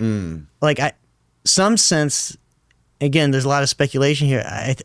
To some degree, I think part of the value in psychedelics is that sort of existential shock. Just sort of like panning out to be like, dude, like, your problems are here. And like you're alive, and like, just all of reality is just this big miracle, and you're a part of it. I'm feeling a lot of myself, this stuff personally, to like, it's like, you can't explain, like sometimes with these experiences, even with DMT, they're like, come out as like, this is weird. Like, just this kind of like facing this idea of like, we don't even know why this is existing. This is weird. And how cool. Like, thank whatever. Yeah. Like, and I don't want to mess it up. Like, you know, like, some people are just so thankful for the miracle of existence. So DMT can do that. Yes. Of just like, yeah. There's also the other things that happened in DMT that seem to be consistent across people's experiences, right? Like, people see the jaguars or machine elves. Yeah, jaguars or elves or code. Some people say they see specific code. Yeah. And that I think there's a history of that with a number of drugs, of people seeing specific codes. What do you make of that? So I think there's some potential for a reality there, but I'm also highly skeptical. I'm sure that a bunch of it, the question is how much, that a bunch of it is placebo effect. Like, if you hear, McKenna's machine elves, that kind of nudges the dial up that if you're expecting machine elves, like, you may be more likely to see machine elves. Yes. Or, self-dribbling basketballs or whatever, or jaguars. So as a scientist, I always want to test this under double-blind conditions and like test different drugs. And because I've seen things, I remember one great participant that was in a couple of studies. He was like in a dextromethorphan study, like what Travis was talking about, the robo-tripping. It's a ketamine relative. Okay. So it's nothing to, dismiss. I mean, it's a real hardcore drug experience, high-dose dextromethorphan. And he was saying, man, I've done like Yopo down in Colombia, and I've taken, ayahuasca and all these places, and I've taken like San Pedro and peyote. It's like, dude, like, I've had my most far out psychedelic experience on a couch at a hospital in Baltimore on cough syrup.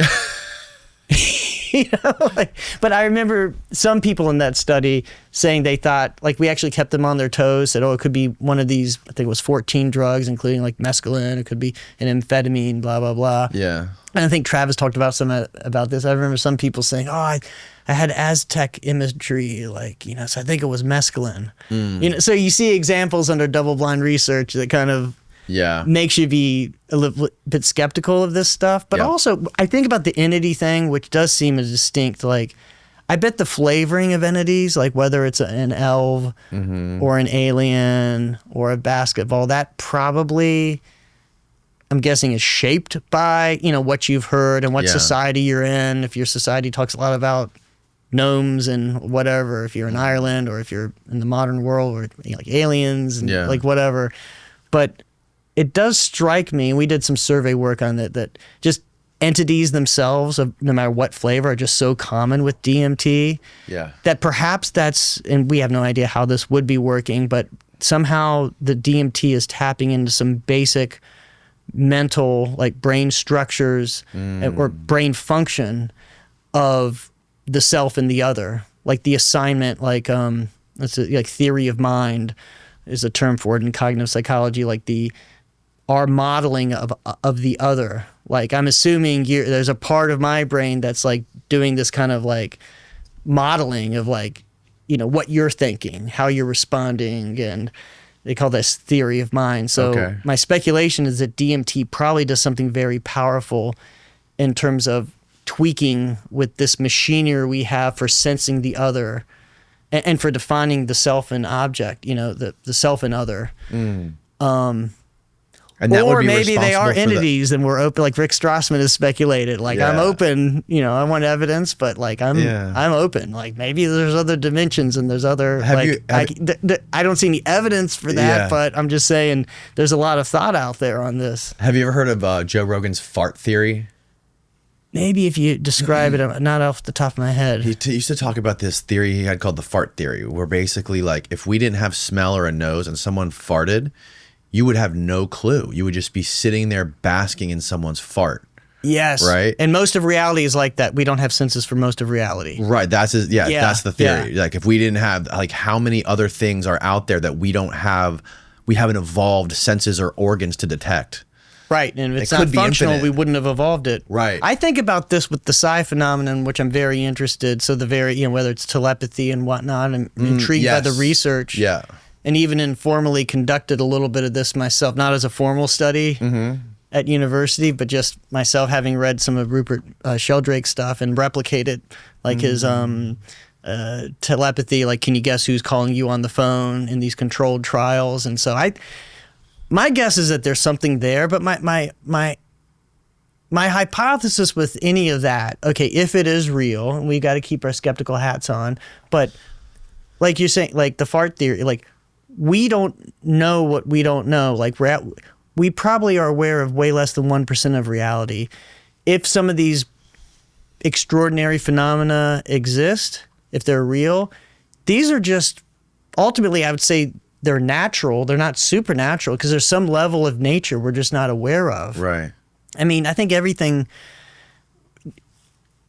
we know about science should point to that humility. I mean, even with like color, like we see this insignificant fraction of the EM, the spectrum of EM. electromagnetic. Yeah, and like sound doesn't really exist. It's just our interpretation of vibrations through the air. We can't see infrared or near infrared light, right? So that's an interesting thing. Right. And then there's like earthworms. Earthworms only have a very narrow amount of sensory input. So like you could like touch an earthworm, pick it up. It would never even know you're there. I didn't know that. Wow. Yeah. And then you get into like, I think So, like, what Daniel else is out Hoffman there? or is this I think it's Hoffman, but he's been on some podcasts, including Lex Friedman. Daniel?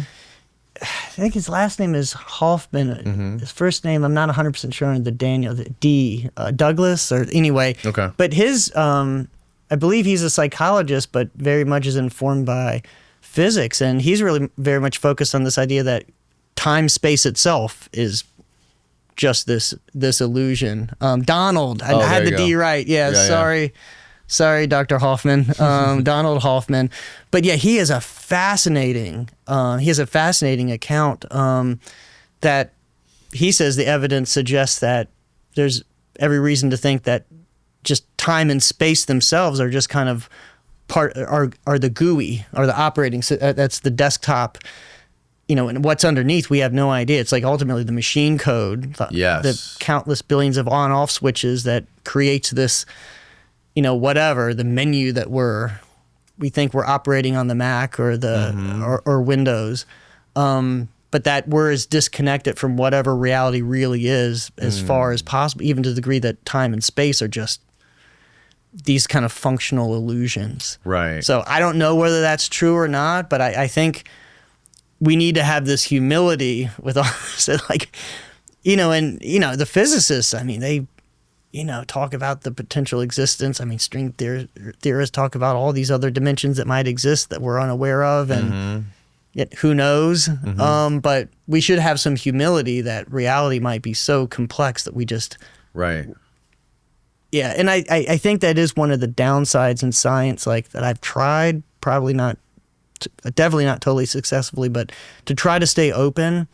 I feel like the more you learn, the more you become a learned person, the more you kind of dismiss things, and like unless something's been shown to my satisfaction, it definitely doesn't exist. Right. That's definitely bullshit. Whereas I think the right balance is like, okay, I'm not going to confirm something, or but I'm also not going to summarily dismiss it. So I think we should kind of think more of a kind of a Bayesian framework instead of saying, well, unless... Have lots of strong opinions loosely held. Yeah, be open, and then kind of think more, okay, like, how likely, what's your number? Maybe you're 95% likely to think that, or maybe you're 60% likely to think that the UAP phenomenon is extraterrestrial. But, there's another percent that maybe these are advanced military, things. It's like, you don't have to be black or white. You could be open and just say, no, we don't know.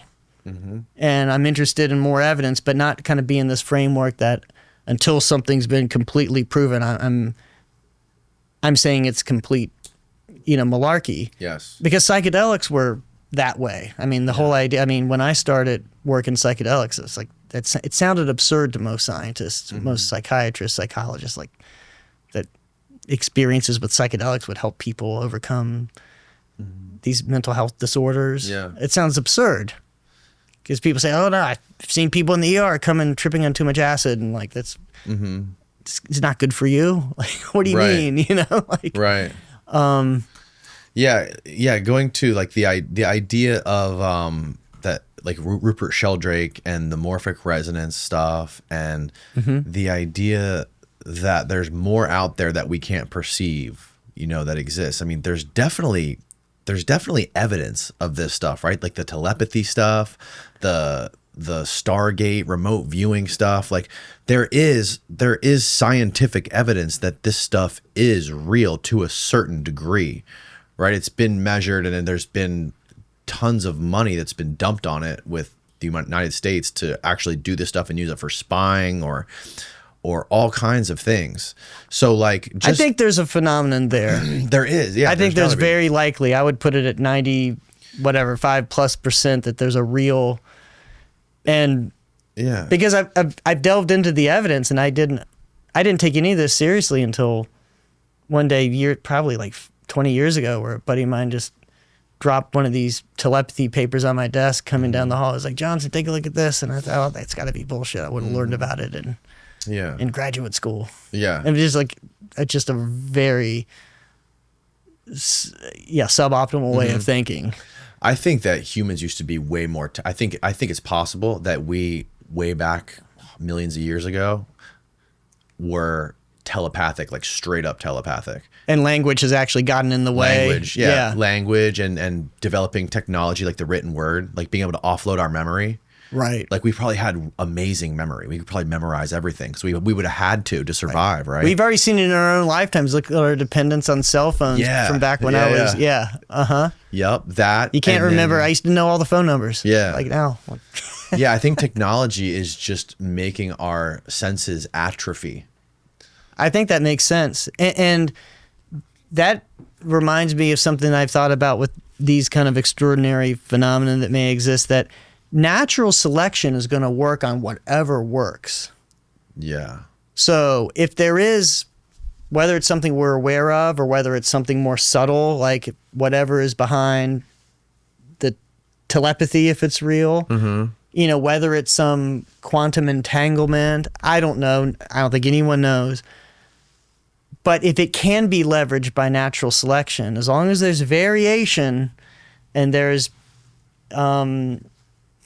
selective advantage. And so in other words, if this critter of whatever type, if it nudged him just a tiny, tiny bit to be more likely to find that food or find the mate, had they not somehow had that thing that detected the quantum entanglement, that's a random example, to be clear. I do not know. Or whether it's some other dimensions that we exist in that we're not aware of, like the physicists speculate on. We're gonna use it. We're gonna use whatever. Natural selection is gonna find a way through this seemingly infinite push towards variation. Yeah. And it's gonna be co-opted. So there may be that, like, if it helped us survive, and my dog does things that just right. Yeah, dogs and cats. I can't explain. Right. Like, just seems to know. It seems to know when we're about to arrive at a destination. She knows, and even when we make stops in the way where we stop at a stop sign, so it's not about slowing down, but like when we get to the final, like somehow, again, it's not a controlled experiment. I could be fooling myself, but I'm intrigued by it. Like, it seems like there's some sense. Yeah. And like knowing when I'm going to come home. Right. Like going back to that fart theory, like there's, everyone's heard the story of you walk into a house where there was a murder and like the energy's off. Yeah. Or like just the general idea of bad energy in certain places. That could be something. That could be part of this whole thing. I think we should be open to it. Something that we can't sense. Or like you alluded to, your dog or a cat. Like cats always have weird senses, and they can smell energy on people, and like sometimes dogs like people, sometimes dogs don't like people for whatever reason. Yeah. What do we, what is that? What sort of an invisible layer, or what sort of fucking energy is there that could be palpable if you had the senses that they had, that we're completely and are invisible to us, And if you take Rupert Sheldrake's research seriously, and this isn't the morphic resonance stuff, it's like the telepathy. He published like a bunch of variations on this stuff and found that, again, unless you just dismiss it all, like what he reported, and unless he made it all up, like it seems that there's a trait. Some people are good at it, like bowling. Some people are really good at it. Some aren't. And no matter how much you practice, some people are just never going to be that great at bowling, or you name the sport. Yeah. But some people really have that's both practicable, but also there's an innate talent.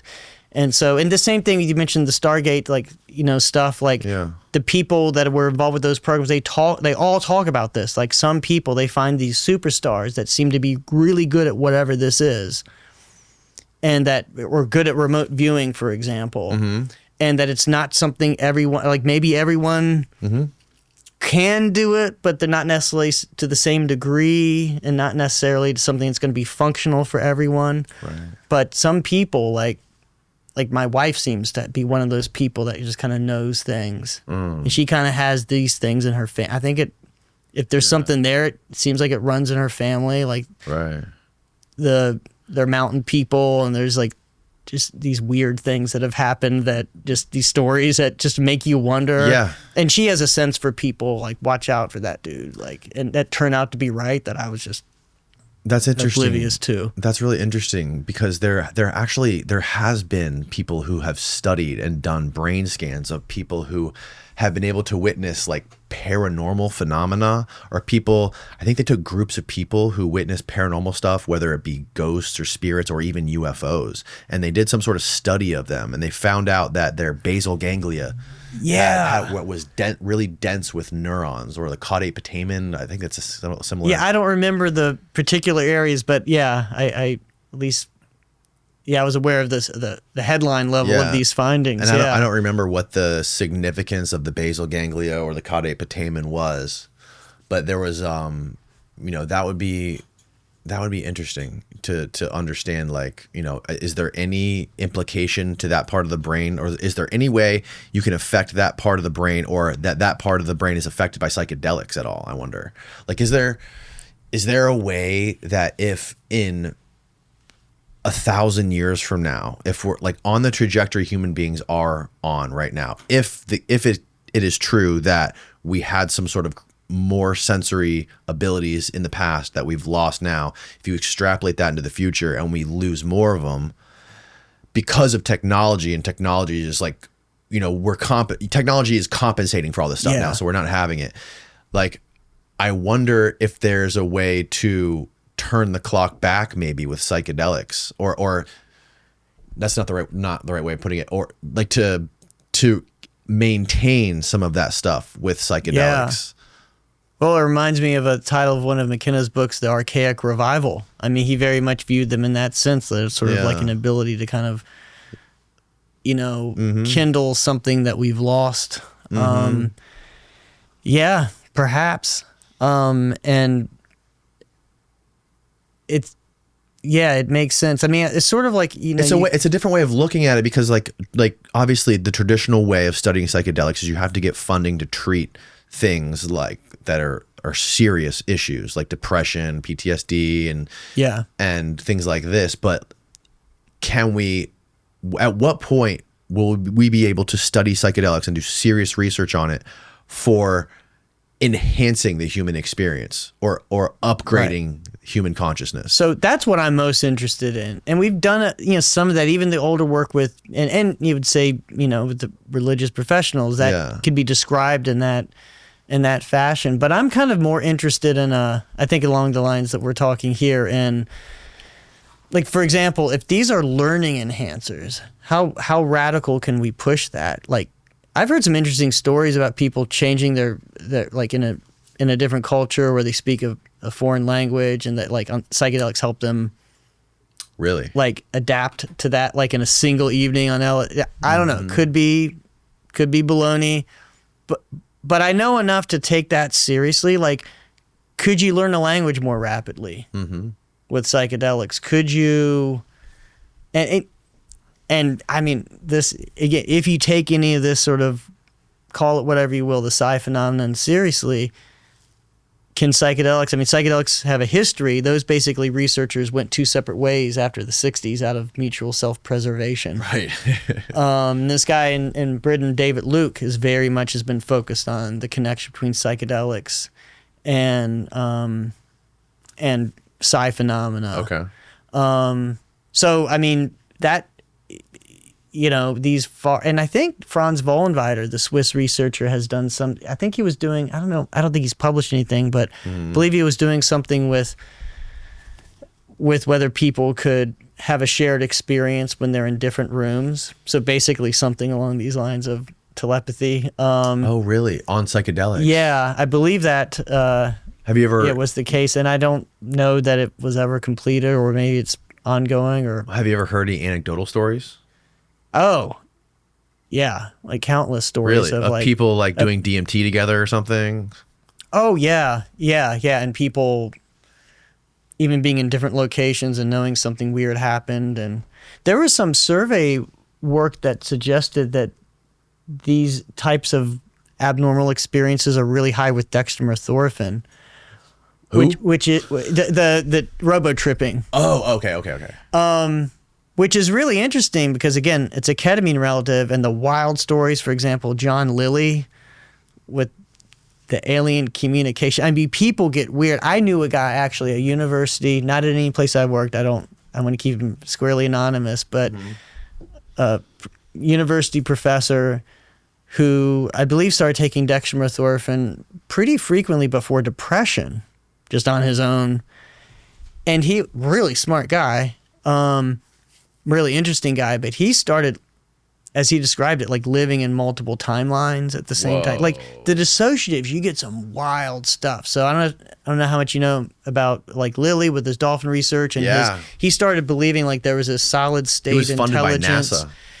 Yeah, and you get really smart people on really high dose frequent dissociatives, and you get some wild stuff. Like, so yeah, who knows how much of it is like, is their brain just able to go deep, deep, deep into delusion and create post hoc stories? Or is there something fundamental about how dissociatives can kind of tap you into some, who knows, speculative, like, other dimension or something that might underlie these abnormal, paranormal phenomena? I don't know. We always have to keep both in mind. Maybe just like the highly intelligent, crazy people are always like very interesting because they're able to go further into like the wild shit. Right. But I always wonder what came first, the drugs or that personality type, because the people I know that have done the most psychedelics, they seem to be the most interesting, intelligent people to begin with. So was that there first, or were the psychedelics part of that? I'm guessing it's some of both. Yeah. Like a lot, that's usually the cop out in intro psychology textbooks. And it turns out to be both. It's both. Yeah, they start out the uninteresting answer. Yeah, they start out with a little nudge to be more, and that's part of why they chose to use psychedelics, because they're a little more on the edge, a little more interested in the stuff out there, a little higher risk taking. Yep. And then they go even further once they start getting some acid in their system and like talking to the aliens. Yeah, what were you saying about John Lilly with the solid state? He thought he was in communication with like he had this bizarre language. I won't be able to recreate all of it, but like this highly complex alien civilization that was sending signals. And he was like going crazy on ketamine towards the end. Right? Yeah. And almost drowned a couple of times. His wife pulled him out of a pool. Apparently, once he just felt face down and dissociatives. Like Matthew Perry, like died in a hot tub on ketamine. Like you got to watch out with like a lot of drugs. Like, but dissociatives, people can drown in like a few inches of water because you're just anesthetized if you take too much, and you don't have that basic instinct of getting jostled up when you need to take a breath of air. Yeah. But yeah, the Lily's experience reminds me a lot of I don't know if you know the author Philip K. Dick. Oh yeah. So maybe my favorite book ever is Veilus of his. Okay. So it's like this was a true story. It was fictionalized, but it was about his life experience of thinking that he was contacted by this super godlike alien. It's never clear. And it's from one dimension, it's clearly he described it's a psychotic break from one lens. But from his experience, it was like he had this religious sort of alien intelligence download of information that just changed the course of his life. Wow. And he actually that was a book about the story. It's called Veilus.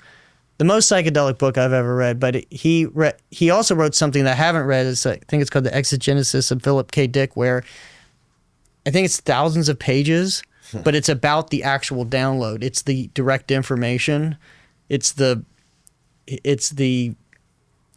what he felt like he downloaded from the alien god / whatever intelligence. He was doing tons of coke, wasn't he? I think he was doing everything. And he ended up being very anti-drug. I mean, A Scanner Darkly had a very... a lot of his work ended up having very much sort of like, this is sort of 70s, post-60s, like, watch out for the drugs, kids. Like, you can go overboard. Why are some of the best artists, musicians, and writers... What is the connection between them and tons of like alcohol and coke? Yeah. Like there's an obvious pattern here. The like, disinhibition from alcohol, like the loosening the bound, and then the stimulation from the cocaine to kind of counteract the downside of alcohol, like the sedation. Right. So, I mean, cocaine and alcohol together, alcohol changes the metabolism of cocaine, so you actually get it changes the metabolism. Yeah, so you get another psychedelic. I'm sorry, not psychedelic, but another stimulant compound, cocaine derivative from the metabolism when you're also consuming alcohol, and so you actually get a synergistic effect. Wow. Yeah, sort of like with cannabis for people that take it orally. One of the metabolites that you don't get when you smoke, when you take it orally, is one of the metabolites, when it's broke down in the liver, is also a cannabinoid that has very potent psychoactive effects. So kind of a similar thing, but alcohol will. So they go hand in hand, coke and alcohol, and I don't know that. And you have like famous artists, like musicians specifically, that once they go sober, their art just starts to suck. Yeah. I mean, I think there's some examples to the contrary, but yeah, I think that's a real thing too. There's definitely, I think there's some examples to the contrary. You want to think there's still hope, like, cause it's like the person's burning themselves out. Of course, and there's you plenty can't of do old it forever. rock stars that say like, I finally had to give the stuff up, and like, but you have to look back and you're like, I don't know, these like bands that were just like, would they be who they were without wild drug use? Right. And probably not. And it's not always just the cannabis and the psychedelics. Sometimes, it's like crazy coke and alcohol. Like Metallica, like, they were really, really, really heavy drinkers in the early days. And like, to what degree? Eddie Van Halen. Yeah. Like all of those classic, like all of those first several albums, like coke and alcohol. Like he was drunk all the time apparently, and just like, how could he do it? And is it just that it's amazing that he did it and wasn't held back by those, or did they actually enhance? Right. I don't like. You have to be open to it. And you don't want people to do these. They're very dangerous, doing a bunch of coke and alcohol. Yeah. But it just seems like there's an enhancement. It seems like there's some sort of, it seems like it strengthens some sort of a connection to something, to some sort of like, it unlocks some sort of creative thing that may not be inside you that they could be I don't know, maybe they're tapping into it. I don't know what it is. I'm sure you're familiar with that book, The War of Art by Stephen Pressfield, where he talks about the muse. Yeah. It's all this idea that like, you know, if you can meditate and focus on writing, or he was a writer, so he would like write for X amount of hours, and all of a sudden like this weird sort of consciousness would start to flow through him, and he called it the muse, where just like everything would start to click, like the creative, like all the creative juices are just flowing instantly. And you know, maybe there's a shortcut to that. Maybe you just do a ton of blow and, you know, get blasted on vodka. You could just immediately tap right into that. So maybe part of it, just thinking behaviorally, when people talk about the muse, it's like, well, you got to be in front of the typewriter or the computer or whatever, have pen and paper in hand. It's just like, you got to make yourself available for the muse. So that may be where the coke comes in handy, just like and the alcohol to take the edge off the coke, or vice versa. Like they sort of complement each other. But that providing that fuel to be just like, okay, now I'm going to sit down and throw some cigarettes in there. That like, and just, you're just like spending more time at the typewriter. Like whether it's Hunter S. Thompson or any of these, like there's all these cases of Stephen King, wild wrote drug all use. his fucking books. On was that alcohol or coke? Alcohol and coke, I think. Okay, another. I think when he wrote Cujo, he was just doing mountains of coke. Wow. And bands, I mean, like the MC5 talked about plenty of. They just come to mind. I remember reading an article years ago about, you know, them saying coke was a huge part of their creative process, which is, you know, and some people say with stimulants, they're more tunnel vision. It reduces their creativity, but they can focus. But then others say like, no, man, that was, you know, made me incredibly creative. Right. And maybe that, and this is all speculative, like, but maybe that's where the alcohol comes in to, you know, create that synergy. Yeah. And we know very little about like drugs themselves individually. So there's almost no drug. I mean, there's some drug interaction research, but certainly nothing along the lines of creativity for anything. Any, you know, so we don't know that. Scientifically, I'd love to point to, oh, well, the 1979 study by so-and-so, like, just doesn't exist.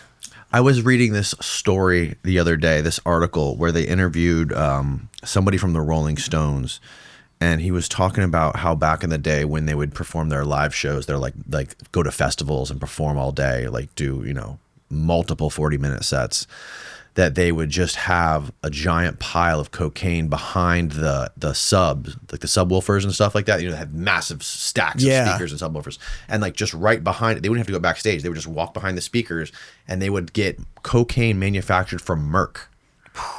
So it's 100% pharmaceutical grade. So they were, and the way they were explaining it in the article, and maybe you could confirm or deny if this is possible, but they were saying that you would not get the come down from coke because from this Merck cocaine. They're saying like typically when you do cocaine, just like you do any stimulant that like hammers your dopamine receptors, there's going to be a price to pay at the end of it. There's like a come down effect where you start to go through hell. And he was saying that didn't happen with this Merck. So I'm skeptical because, you know, I mean, just like pure caffeine, like you get a come down from caffeine, you know, and you're going to get a come down from stimulants. But I'm also open to the idea of just speculating here, maybe to the degree that some of the adulterants, and there's a lot of adulterants in most cocaine. What's an adulterant? Oh, just other stuff they throw in there. Oh, okay. Like to cut it. Yeah. Okay. And sometimes horribly, you know, just, you know, what it could be anything. I mean, which is kind of scary. Right.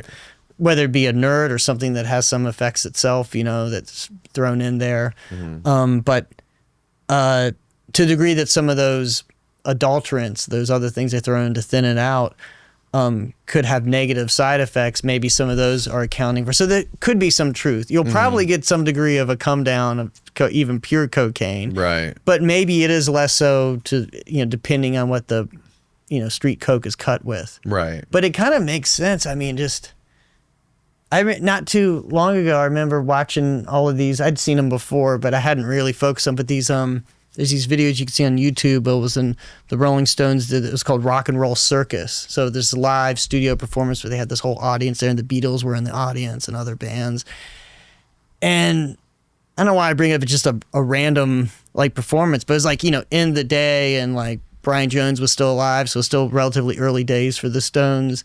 And just like Mick Jagger, I mean, he just, the energy that he put in, I mean, it wouldn't surprise me at all. He was totally coked up because he was so just like so alive and so just on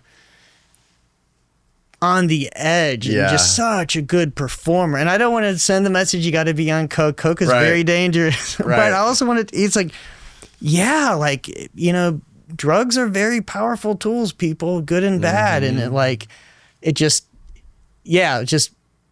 kind of mind blowing because you hear this, you know, like, oh yeah, Mick Jagger and whatever, he's 80 years old now. And like there was a reason they became who they were. It's like this remarkable, just, you know, the passion and just his performance. He takes his shirt off and he's just like so connecting with it. And it just strikes me that he's like connecting so strongly with the audience and just is like, he's firing on all cylinders.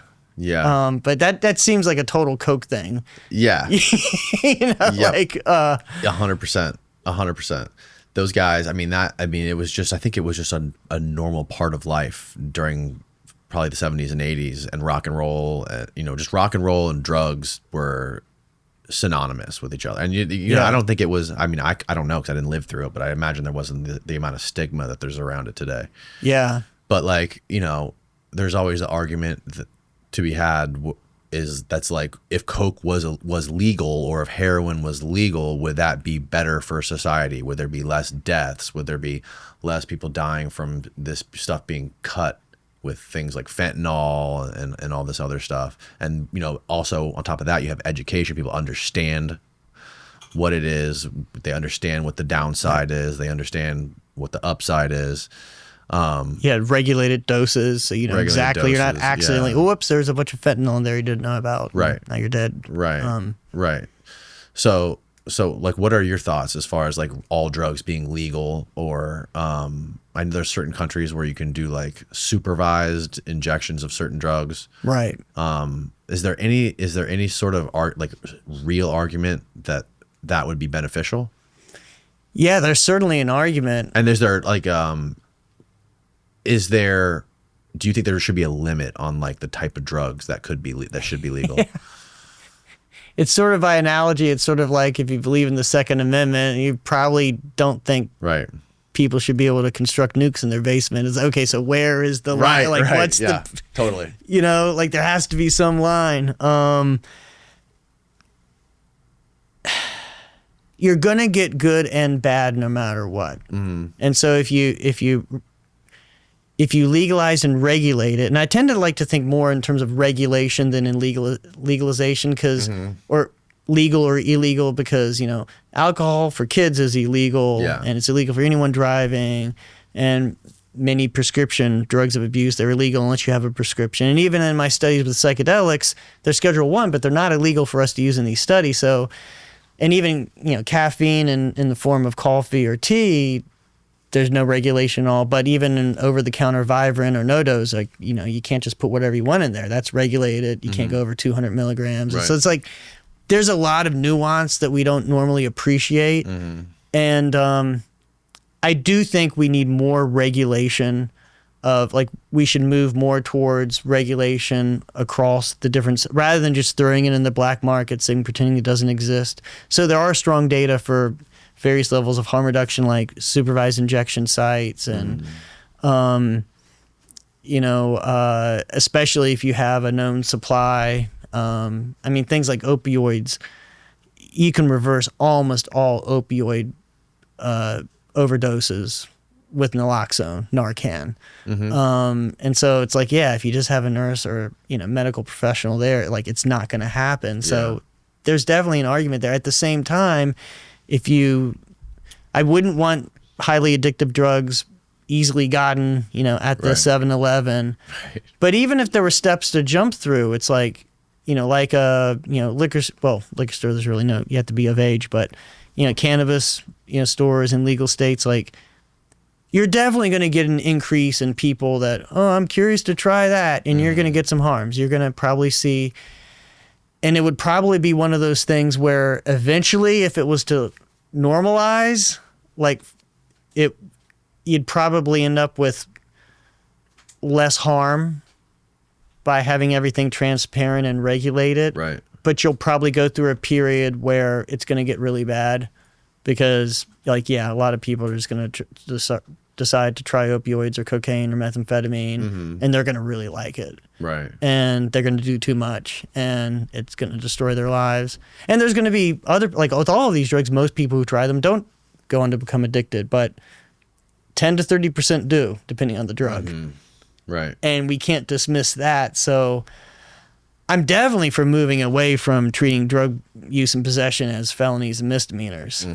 Like, that just seems to me there's just mountains of evidence that suggest the harms outweigh the benefits. And then there's the elephant in the room of cartels and people like smuggling drugs across the border and, all the violence and killing that happens. And human trafficking and everything. The black market, yeah. Right. And you can't call the cops or sue someone. Yeah, you solve it with murder. Right. Same thing. We did it with alcohol. We tweaked with our Constitution twice in that experiment, Right. and we created Al Capone and the rest. And I think it's been a bad experiment, drug prohibition. That's not to say that there shouldn't be levels of control that match the drug. I mean, the control you have over a much more dangerous drug is not going to be what you should have over cannabis. Even where cannabis is legalized, it's kind of absurd that some states put someone on like this list. Yeah, they register you, whatever. Right. It's like, well, I could go over there and just buy a couple of fifths of Jack, enough to kill me. Right. To show my ID, but you're not recording that I did it. Isn't it's that just kind of crazy. Yeah. You can literally go right across the street and buy enough alcohol to kill yourself. For sure. But easily. Yeah. That is not possible by smoking weed. If you're Right. in a room, unless you get in your car and fucking drive off a cliff or get in a car accident. Right. But the substance itself cannot kill you, right? Right. And even with accidents, so it's like, people do not drive. Please do not drive intoxicated on any of this. Yeah. But we know through very good behavioral pharmacology research that the intoxication from alcohol is far worse. So your chances of an accident are increased at a 0.08 alcohol level of about 14 times. It doubles with cannabis, which is not good, but it's nowhere near as bad as 14 times. Right. So, and the nature of the intoxication is different, where you get trouble with like alcohol. And same thing, the second biggest drug in fatal accidents is benzodiazepines like Xanax, which is the same basic mechanism of alcohol. It's working on the GABA system in the brain, which is the major kind of gross motor. It's gross motor impairment. It just slows everything down. Cannabis, where people have troubles with things like divided attention, it's like kind of going into the zone on cannabis, which for certain things, if you're like playing chess or something, or like writing, like maybe could be great. But if you're driving, you can be in this zone, but it's people fail at divided attention tasks is what they're called. So if a ball comes out of nowhere and a little kid, like whatever, it's that where cannabis people are screwed up, which is not as bad as the gross GABA impairment, but nonetheless, it's very clear, which is why people can get, I think, on the ground, sometimes people by these comparisons can get over, like, I think it's pretty common in cannabis using communities to it's driving's fine. It's like, if you know what you're doing, don't be a novice, but it's still increasing your chance. It's not, just because it's not nearly as bad as alcohol doesn't mean it's good. Right. It's like, if you ever kill someone in an accident, man, you're living with that the rest of your life. Right. Right. So, and I think a lot of people who would never drive drunk, or certainly wouldn't, maybe they did once or twice and then they regret it, but like a lot of people who would never routinely drive drunk and think it's okay would, drive stoned. And it's like it's not good. And I think even like a lot of cannabis users will realize as they get older, like, yeah, probably not a good, not so good. I've met people, and I know people who have been smoking weed their whole life or abusing psychedelics their whole life, where when they get older, you notice they're like, their world seems a little bit more slippery than mine. Like they seems like they're a little bit more disconnected from the world. You know what I mean? Yeah. Where it's like maybe it's, and I've never heard anyone explain to me. I've never heard of any situations where someone has used a psychedelic and like not come back or like stayed perma-tripping. Have you ever heard of anything like this? So yeah, I think that's pointing to something real, but it's not that they're permanently tripping. So those are cases of where the psychedelic helped to instigate a psychotic break. Oh, okay. So I think all the evidence points to the notion that the people that happens in are people who have either active psychotic disorders, and schizophrenia is one type of psychotic disorder. It's the major class of psychotic disorders. Or they have an identifiable predisposition. Right. So like people, because the first break typically happens in adolescence or young adulthood when the people play with drugs for adolescence and young adulthood. Yeah. And so you get cases like Syd Barrett, the first singer of Pink Floyd. Seems pretty clear. I don't think his family ever admitted it because these are, difficult things, but he showed all the, he seemed like he was schizophrenic and he did a lot of acid. Oh, really? And it seems, but he seemed like it seems, this is all, I'm not, whatever, this is just from the record and, I wasn't alive. I was born in 74, I wasn't alive when, but like, that he showed those signs and he was the type of person that the acid pushed him over the edge. Yeah. And so I think that's the kernel of truth. And there's other cases of less famous people, where that happened.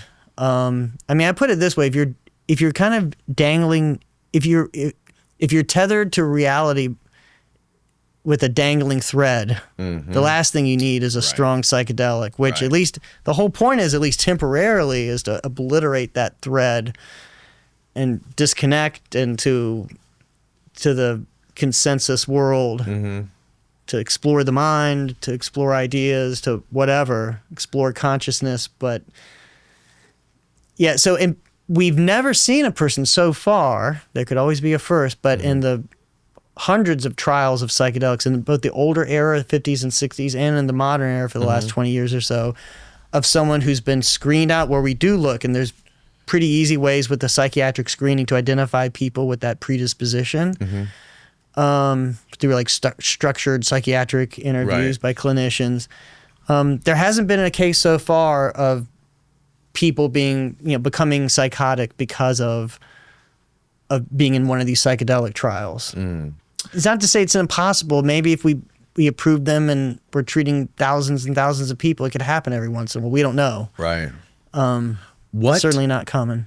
What is going on with Elon? Are these videos of him, is he just like in a K-hole or something? I haven't seen, so someone said the other day, and I've been out of town on another trip before I was here, and someone mentioned the stuff with Elon, which apparently there's talk about bladder issues, and I haven't caught up on the recent Elon news. Normally I'm pretty up on the Elon stuff, but I know, of course, for a while now people have been saying he does a lot of K. I don't know, there's been people that are saying he's like on ketamine and other psychedelics. And then there's like these videos of him, one at the inauguration, another one like last week where he's in the Oval Office with Trump, and he's just sitting there and he's like, there's like, his eyes are rolling back in his head and he's like moving his head around like this. And, the public speculation is that he's just freaking blasted on ketamine. Could be. I don't know. I don't want to defame Mr. Musk. Lots of great research you could fund, Mr. Musk. Interested right? in psychedelics. Yeah, he should. But joke aside, I have no idea. I do think people need to keep in mind that, I don't know, especially for public figures, like there can be a lot of reading into, like he's also not your average person. Yeah. So, there may be some awkwardness there. I mean, those or people there are might already be, so much different than us because their life is under a microscope. So you can't go anywhere without people chasing you down, taking photos of you. Imagine, and then when you introduce psychedelics into that, I wonder what the fuck that. I mean, look at Kanye. Jesus Christ. Oh my God. Yeah. That. So would you have interviewed Kanye? I know he kind of went on a podcast circuit. Yeah, that's one of these interesting questions. Yeah, I would have about. interviewed him. Okay. Yeah, I would have interviewed him. Yeah, and what about now? Yeah. Okay. So you really are like all conversations. Yeah. I'm not like actively pursuing it, but yeah, of course, if the opportunity arose, I would fucking love to talk to him. That's interesting. Yeah. No, I mean, he's there's something going on with him where I think he's just trying to push the boundaries as far as he possibly can with like this performative art. I don't think a lot of the things he's saying I don't even think he understands what he's saying, nor is he genuine. He's a performance artist with his life. He's trying just to push the boundaries of the human mind and seeing how far it can go, But it's interesting, like the Lex Friedman interview with him, it seemed like he was like bending over backwards to get him to like provide some context. Like, you don't really mean, I think even when Alex Jones interviewed, same thing. And so then you get like Alex Jones begging him to not say the crazy thing. It's There's no amount of reason you could present to him that would persuade him to think about it differently, which is, it feels like it's just an art project for him. To me. Yeah. I think his interview. Gavin McInnes did an interview with him, and he stated in the beginning of the interview, he's like, "I'm going to try to persuade him to drop the idea of anti-Semitism." He's like, and his whole thing was like, "It's just a rut." He's like, "You want to blame the Jews because it's raining on your birthday. That's just a pattern that you can get in to make excuses for everything in your life." It's like, and Gavin's like, this is like the black folks in the inner city blaming Whitey for all their problems. Now you're going to blame the Jews for all your problems. And, statistically, our Jewish people, they're more high IQ, low testosterone. They're better at systems. They're better at operating systems, managing money, building big businesses. Okay. So just because they're better at doing these specific things, and maybe maybe some of that has something to do with the fact that they went through a Holocaust, they were almost extinct. So maybe they're more motivated to succeed and propagate their race. You can't just blame them for all of your problems because of that. That's just and Gavin did a better job of explaining this than I am. But jealousy is a real thing. It's a rut. It's a rut you can get in, and that's a pattern that you can get stuck in with everything in your life. But yeah. Anyways, that was an interesting time. That was an interesting time when Kanye was going through all that stuff. Probably no drugs needed. No, he was on a lot of drugs, bro. Oh, he was? Okay. Kanye, yeah. Okay. Yeah, he was doing, first of all, he was put on a lot of antidepressants, I think. Okay, yeah, medications. Yeah, lots of medications. And then he was really hooked on nitrous. Oh, wow. Okay. Yeah, he was doing lots of nitrous oxide. Ooh, that's rough. That can have some of has some effects like ketamine and dextromethorphan. Oh, does that it can really? That's the NMDA antagonism in the brain. But also just side effects. Man, the neuropathy. That's something people don't want to get hooked on hippie crack. You start getting nerve damage. Oh, really? Yeah, it's something to do with I think absorption of B12 vitamin. Okay. That you get nerve damage, and it's a real thing. There was another gas that Hamilton was explaining to me. It wasn't nitrous. Is it xenon? Xenon, yeah. I saw that. I think that was one of the. He was saying Jordan Peterson did xenon, I think. Really? I think he said that when he went to. I could be wrong. So that was not the first, but one of the first Hamilton episodes. I'd seen clips online and stuff from Vice, but in terms of his show, that was the first one. And I remember thinking, he's in a roll. He's about to take essentially an anesthetic, and he's on a rolling chair on a concrete floor in some garage. Like, dude, you're an expert on drugs. Lay out a mattress, just get on the ground. Awesome, it's just like he's just like rolling, and then he breaks out a condom. He's like, I couldn't find a balloon, so he's got a condom. I mean, he's just like filling the tank up with a condom. It's just like I would just think from having run all these countless drug administration studies. It's like I was thinking like just safety. It's like, my God, you're on a rolling chair on a concrete floor, dude. That guy is wild. Yeah, man, he's a fucking renegade. Some of his early bike stocks are crazy, like going in the middle of the Amazon and getting that toad venom put on him. Yeah. He went to where did he go? He went to Haiti, and he met with the zombie cult.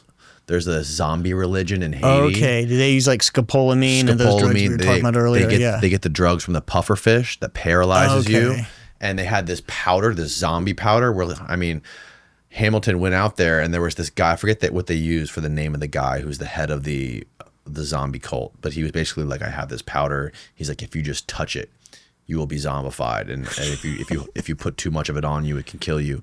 And then Hamilton's like, okay, let's try it. And then he like puts a little bit of it on his arm. He's like, I'm not feeling anything. Then he does a little bit more. He's like, the zombie powder is not working. And then the guy got mad and he like stormed off and like kicked him off because it seemed to be more of like a psychological thing. Oh, wow. Yeah. That's fascinating. Yeah, it's like when you grow up, the idea of it is that when you are raised and indoctrinated into this belief system that zombies are real and this kind of stuff works, then these drugs will start to have an effect that bolsters that works with your belief system. So your belief system and the drugs reinforce each other, and they're so intertwined you don't even know what the difference is between the two.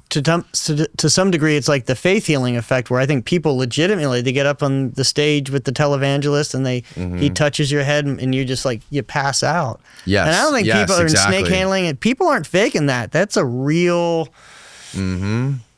If you want to believe, if you really believe something, and so I could imagine with this, zombie drug that there's some effect there that, or like the same phenomenon as the old like 1980s, the karate masters to doing all the crazy stuff that would just like barely touch you and you'd go down, and all the students, I think most of the students aren't faking that. I think they're just bought into this. I think exorcisms are the same thing. Interesting. Yeah. There's tons of videos online that we were watching a couple weeks ago of these exorcists doing stuff, and then they're like, I command you from Jesus Christ. They put the cross on their head, and these people start like twisting, they like convulsing, and their eyes are rolling into the back of their heads, talking like a demon. I wonder if the phenomenon of exorcism has changed at all pre and post 1973, The Exorcist, which I watched again recently. What a wild film. But like, I wonder if that helped to flavor, like if it's a cultural phenomenon, right? Like you're saying, like that might have helped to change the flavor of, like people say with aliens, like once kind of the prototype, that's interesting, 1950s UFO, then everyone's experience. Yeah, I wonder if there's any videos or recordings of exorcisms before that movie came out. Yeah, because the whole the talking like that, the head spinning. I had an exorcist on the podcast once. Really? Yeah, and I was out. We got into a big argument about drugs because he thought that drugs basically were the devil. He's like, if you use drugs, you're going to hell, like any kind of drug. And then I was kind of asking him like, well, what if you're prescribed cannabis by a doctor? And then he was like, oh well, in that case, it's it's different. You know what you're doing here. Stop trying to play these games with me. He's like, only if you're on the street and you're using these drugs in a bad way to get high, then you're going to go to hell.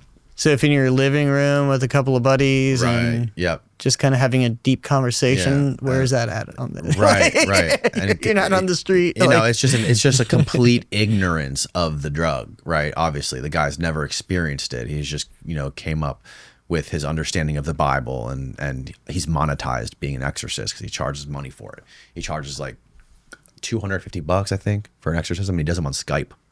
Oh, okay. That is serious grift. Like, dude, next fucking level. That's like exercising by Skype is pretty. Yes, it's. And was that a long time ago, or is he just like old school? Like he's got Yahoo, not Gmail. He's like, I'm doing Skype. He still does Skype. He still does Skype. He charges, I think, a premium for the in-persons, but he does. I think he says he's done. How many exorcisms did he say he's done? I'm pretty sure it was 10,000. Over 10,000 exorcisms in his lifetime. So that's fascinating as a personality because he's obviously like even within religious folks, like exorcism is pretty open. He's pretty wild. He's pretty out there. But then, he's like, you do any drug and you're like going to hell. He would be one of the people that I would like to hold down and get him high.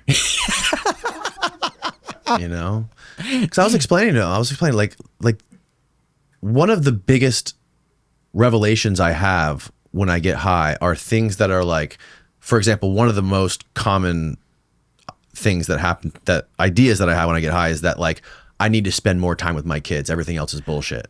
You know what I mean? Like, how is that the devil? Yeah. Yeah. It's looking at, like we talked about already, it's looking at everything from a different perspective and finding that ground floor base reality of what's most important to you. And you get that with it's clarity. Yeah, with psychedelics and also with cannabis, people will, we'll talk about a perspective change where it's kind of just more obvious what their priorities are, that zoom out effect. Things like that, or realizing, I don't know, or contemplating the times like, I shouldn't have talked to so and so like that. I should have I should have been more patient in this, probably less likely people are like, I should have been more of an alpha and just like punch that guy out for that. Right. It's like the opposite. Right. One thing I wanted to talk to you about earlier, but we kind of like got off track, but I wanted to learn more about your actual studies that you did in regards to cocaine. And was that before the psychedelic stuff or did that lead up to it? And that was concurrent. That was concurrent with the psychedelic stuff. Yeah. Okay. So I always did the psychedelics sort of like the psychedelic research on the side because there was hardly any funding for it. So I kind of kept my day job, so to speak, by getting these grants to do research with cocaine, which I also found very interesting. And how do you get a grant to do research for cocaine? You apply to the National Institute on Drug Abuse. And so what I did some research when I was a postdoc after I got my PhD on the interactions between cocaine and nicotine and caffeine. But the more interesting stuff was the stuff that I conducted as principal investigator, got my own grant. I had a line of research where I took behavioral economic models. So a lot of my work has been using economic concepts and studying human decision making to understand drug use and addiction. And so I developed I took this model from behavioral economics called delay discounting, so offering people a choice between smaller sooner versus larger later amounts of money. And people who are addicted to whether it's cocaine or cigarettes or anything tend to be more immediate focused. They tend to take the smaller sooner at the expense of the larger later. And so I applied that to cocaine and sexual risk. I did this with methamphetamine and alcohol too. Drugs that are associated with risky sex, which can lead to HIV and all kinds of whatever unintended consequences, unintended pregnancy. Right. But asking people hypothetical decisions about if you were in this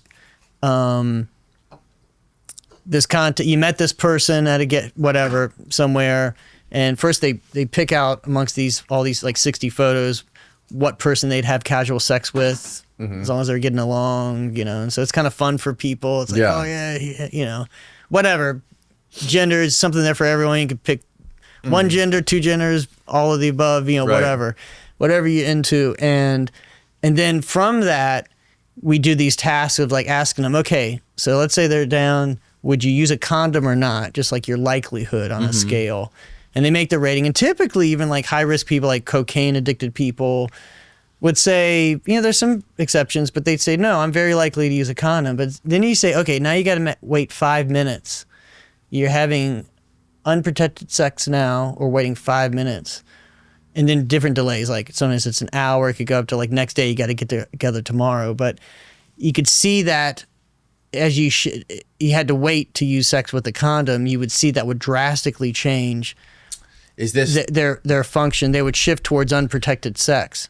And then we got people loaded on cocaine, so we administered cocaine to them, and it didn't touch those money decisions. So whether they'd want the $50 now or $100 in a month, but for these sexual decisions that had a strong effect, they'd be like, "No, I'm down now." Like they're on cocaine, and so which to me it opened up a lens of like this is where it's not just this association of cocaine with it's like if you talk to people like they're heavy cocaine users, and they'll just do like wild stuff. Like I remember stories of like one guy in a treatment study I was running was we would have them talk about contexts in which they would use cocaine. He's like, okay, a lot of times I'm hanging out with my female cousin. This is a guy, and it's like we'd get high, and let's just say we'd move from the kitchen into the bedroom and she wouldn't be my cousin anymore, if you hear me. Like things like this. Like there's all kinds of things that people,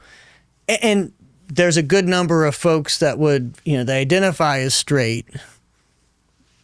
But once coke's in the system, it's like, wow. Yeah, that story doesn't hold up. And they start divulging this stuff when they're on cocaine?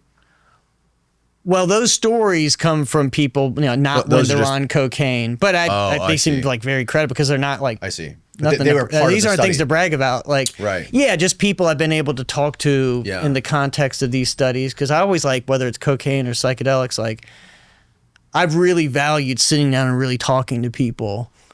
Like, and a lot of scientists that do the type of thing I do, there can be a judgment, and like, oh, these are cocaine users. These are, like. Right.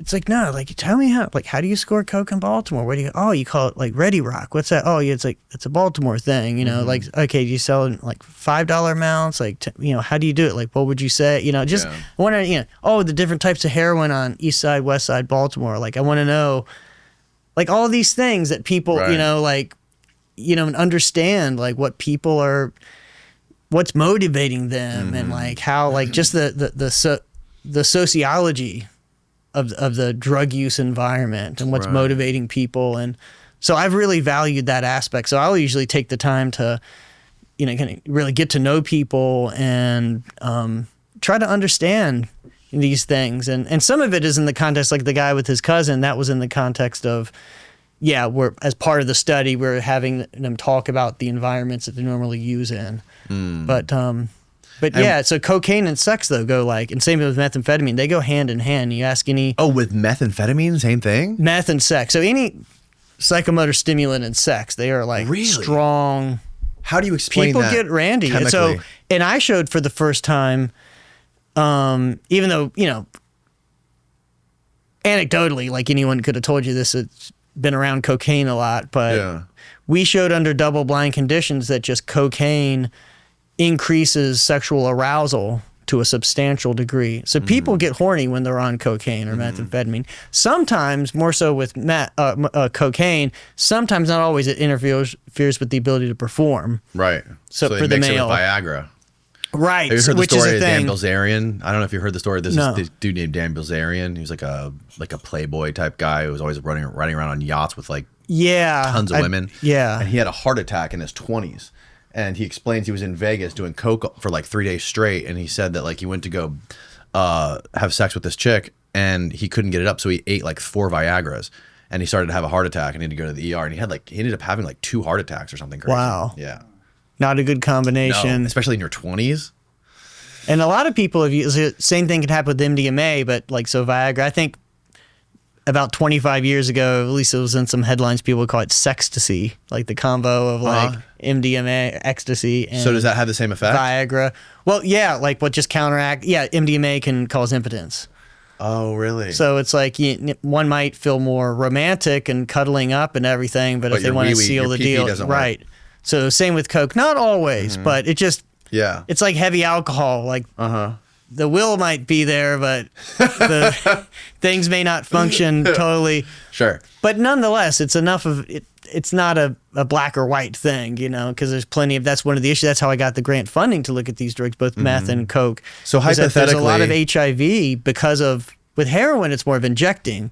With coke and meth, it's more of like, no, I just, got loaded and did some crazy stuff. And a lot of it's like men on the, there's a thing it was on Oprah decades ago, Brothers on the Down Low. Like, probably because of stigma, it was like amongst African American men that didn't want to admit that they occasionally, or more than occasionally, had male partners.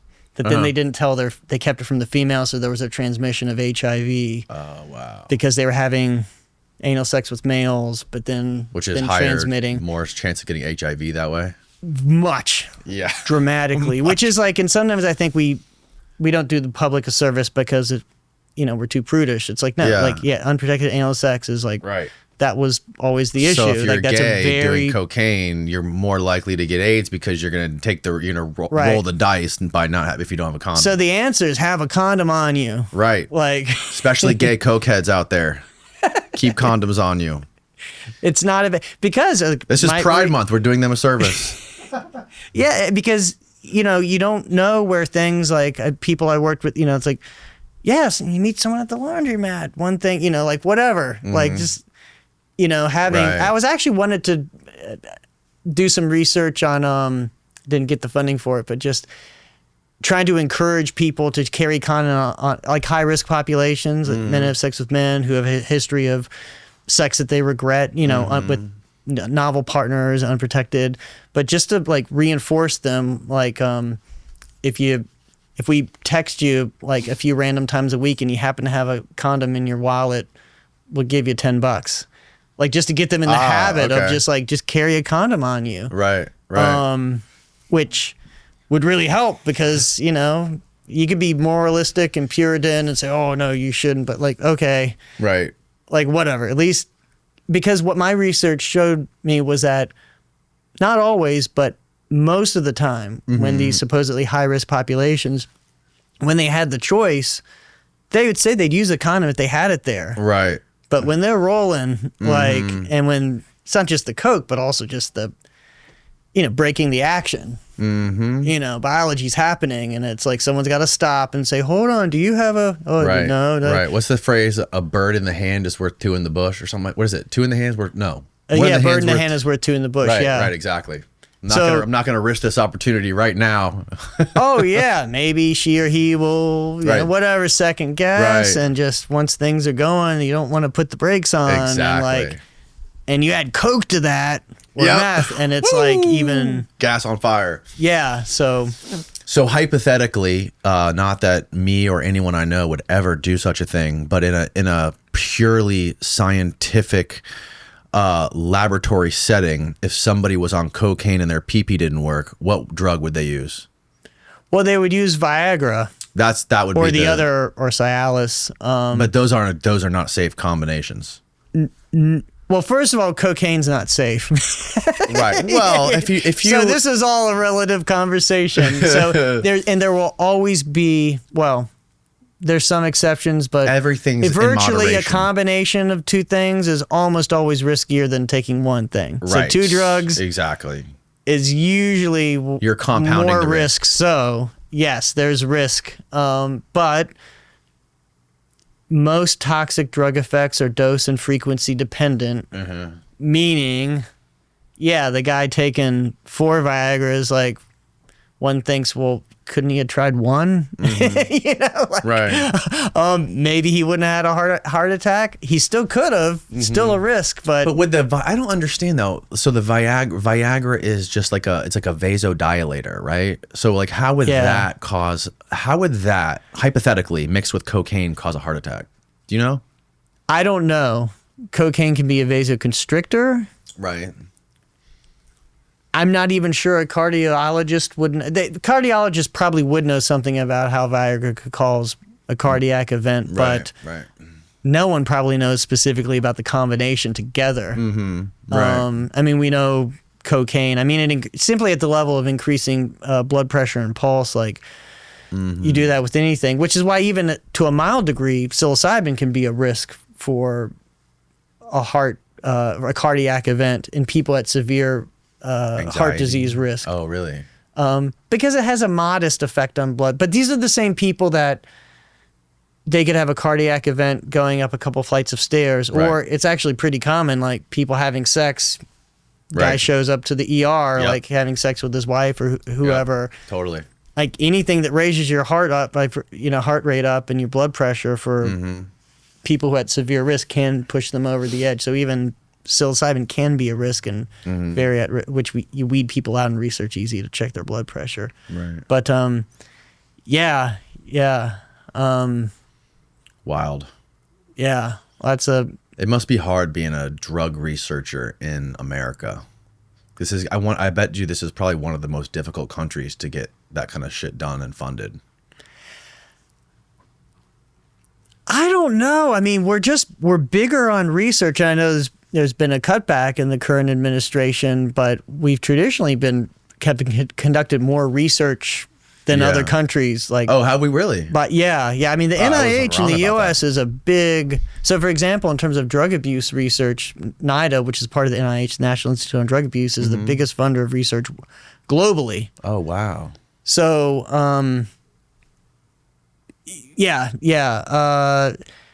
and America's always this like interesting mix because, like, you have all kinds of opinions, and we started the war on drugs, but we've also. Like we twisted everyone's arm and the rest of the world into it, and then we start like legalizing cannabis state by state, and the rest of the world's like, hold on, dude, we've been doing this for 100 years because you told us we had to. Right. You'd block us from all the trade agreements and everything, and now, so, but you also get. I mean, I think America is the best place to be. I mean, whether it's business, science, the level of creativity, and I'm biased. I'm an American, but just. The openness and just that kind of spirit of going into the unknown is it's a human trait, but I tend to think culturally it's something that America has an extra dose of. And so in terms of science, I mean, like we've been killing it like for a long time, relatively speaking. I mean, certain areas of science have definitely gotten stagnant but relatively speaking, I mean, we've been a powerhouse. What is your like ultimate view of like where all of this psychedelic research could take us? Do you have some sort of like ideal goal in your mind to where it could take humanity? Or what kind of problem, like what is like the ultimate problem you think we could solve with it? This is a big one, and I don't know whether it's ever solvable, but if psychedelics could be leveraged to help solve the hard problem of consciousness, in other words, explaining why phenomenal consciousness, the awareness itself, like there's no scientific explanation for why that exists. Why is this not just one big system that's behaving, it's doing its thing like billiard balls, and that includes me, like there could be a robot me. We essentially are, like we're biological, we're mechanisms. We seem to be able to explain all the parts. None of that explains why there's an inside experience. So it may be unsolvable by science, but we should be open. But if there's any class of drugs that might play a role in that, the psychedelics seem a good bet. Understanding how, and as far as I'm concerned, it's all speculation in terms of why, as some of the theories suggest, maybe there's some level of complexity in the brain computationally that all of a sudden then creates consciousness. I'm skeptical of that because that seems kind of magic. And other more panpsychist theories are about, perhaps it's baked into the nature of reality itself. Right. Like some of the basic forces in physics. I don't know, but perhaps something... if it's anything we can get a foothold in mechanistically, maybe these very altered conscious experiences with psychedelics can be used to help us figure that out. But, maybe not. And then, ultimately I see psychedelics going down. I think we're going to look back and see basically pharmacology, drugs in general is like so crude. Like we dump things into our blood system, we eat them, inject them. Yeah. And there's countless off-target effects. Like eventually I think it's going to be replaced by brain technology where we're going in, we're stimulating these specific neurons in these specific ways.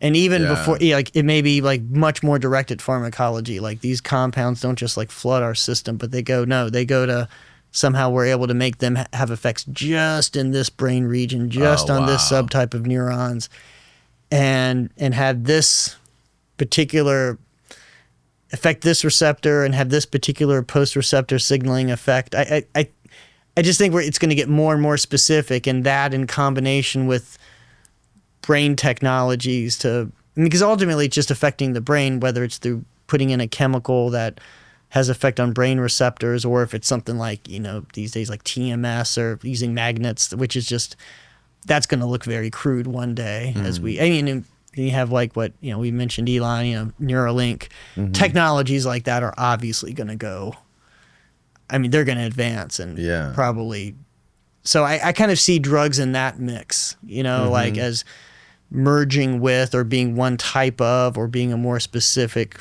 form of technology that is able to, change conscious experience in desirable or undesirable ways through this biological manipulation. And everything we're doing now is just very crude. Yeah. With drugs or with whatever you have. Yeah.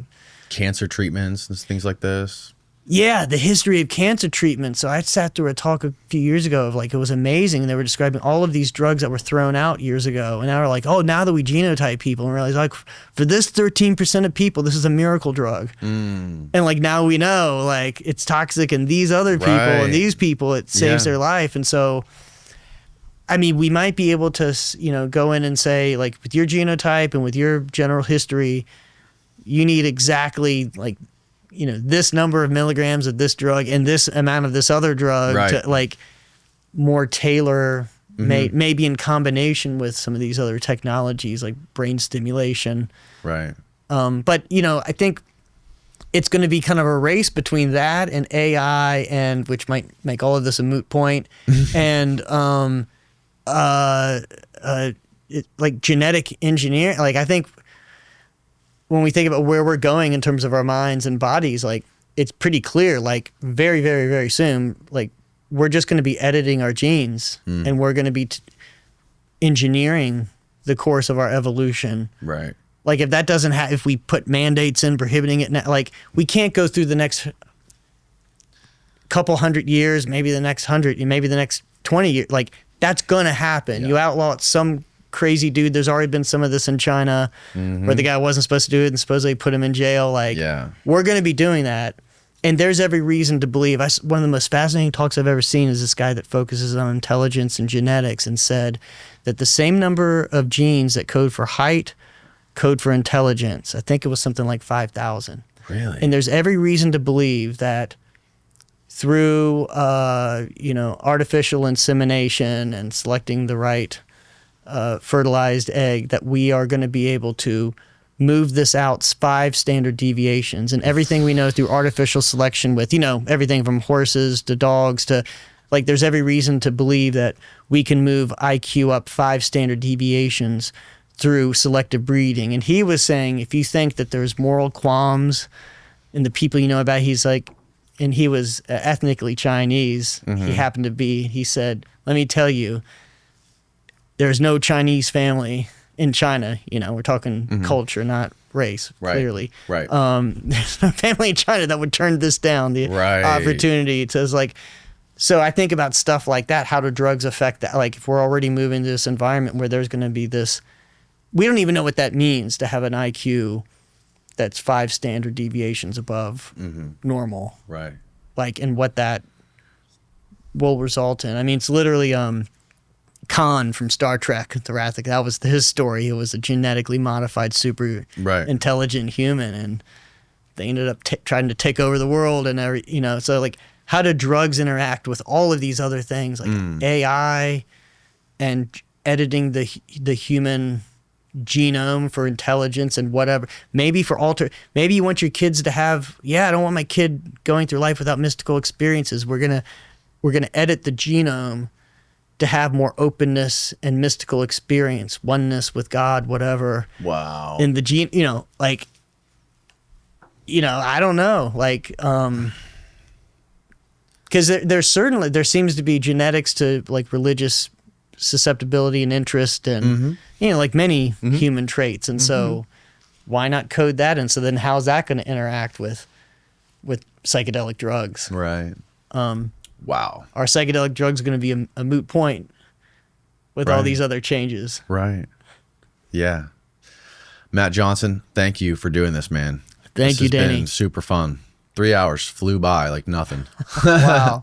Tell people where they can learn more about what you're doing or get in touch with you, any of that stuff. Probably best way on X is drug_researcher. Nice. I love it. Is it far enough long? I'd say like formerly Twitter. I could just say X. Is that yeah, X. Okay, Everyone knows what X is. Sweet, bro. I'll link it all below. Thanks again, bro. This was all right. incredible. Thanks for the opportunity. I've enjoyed it. All right. Good night, folks.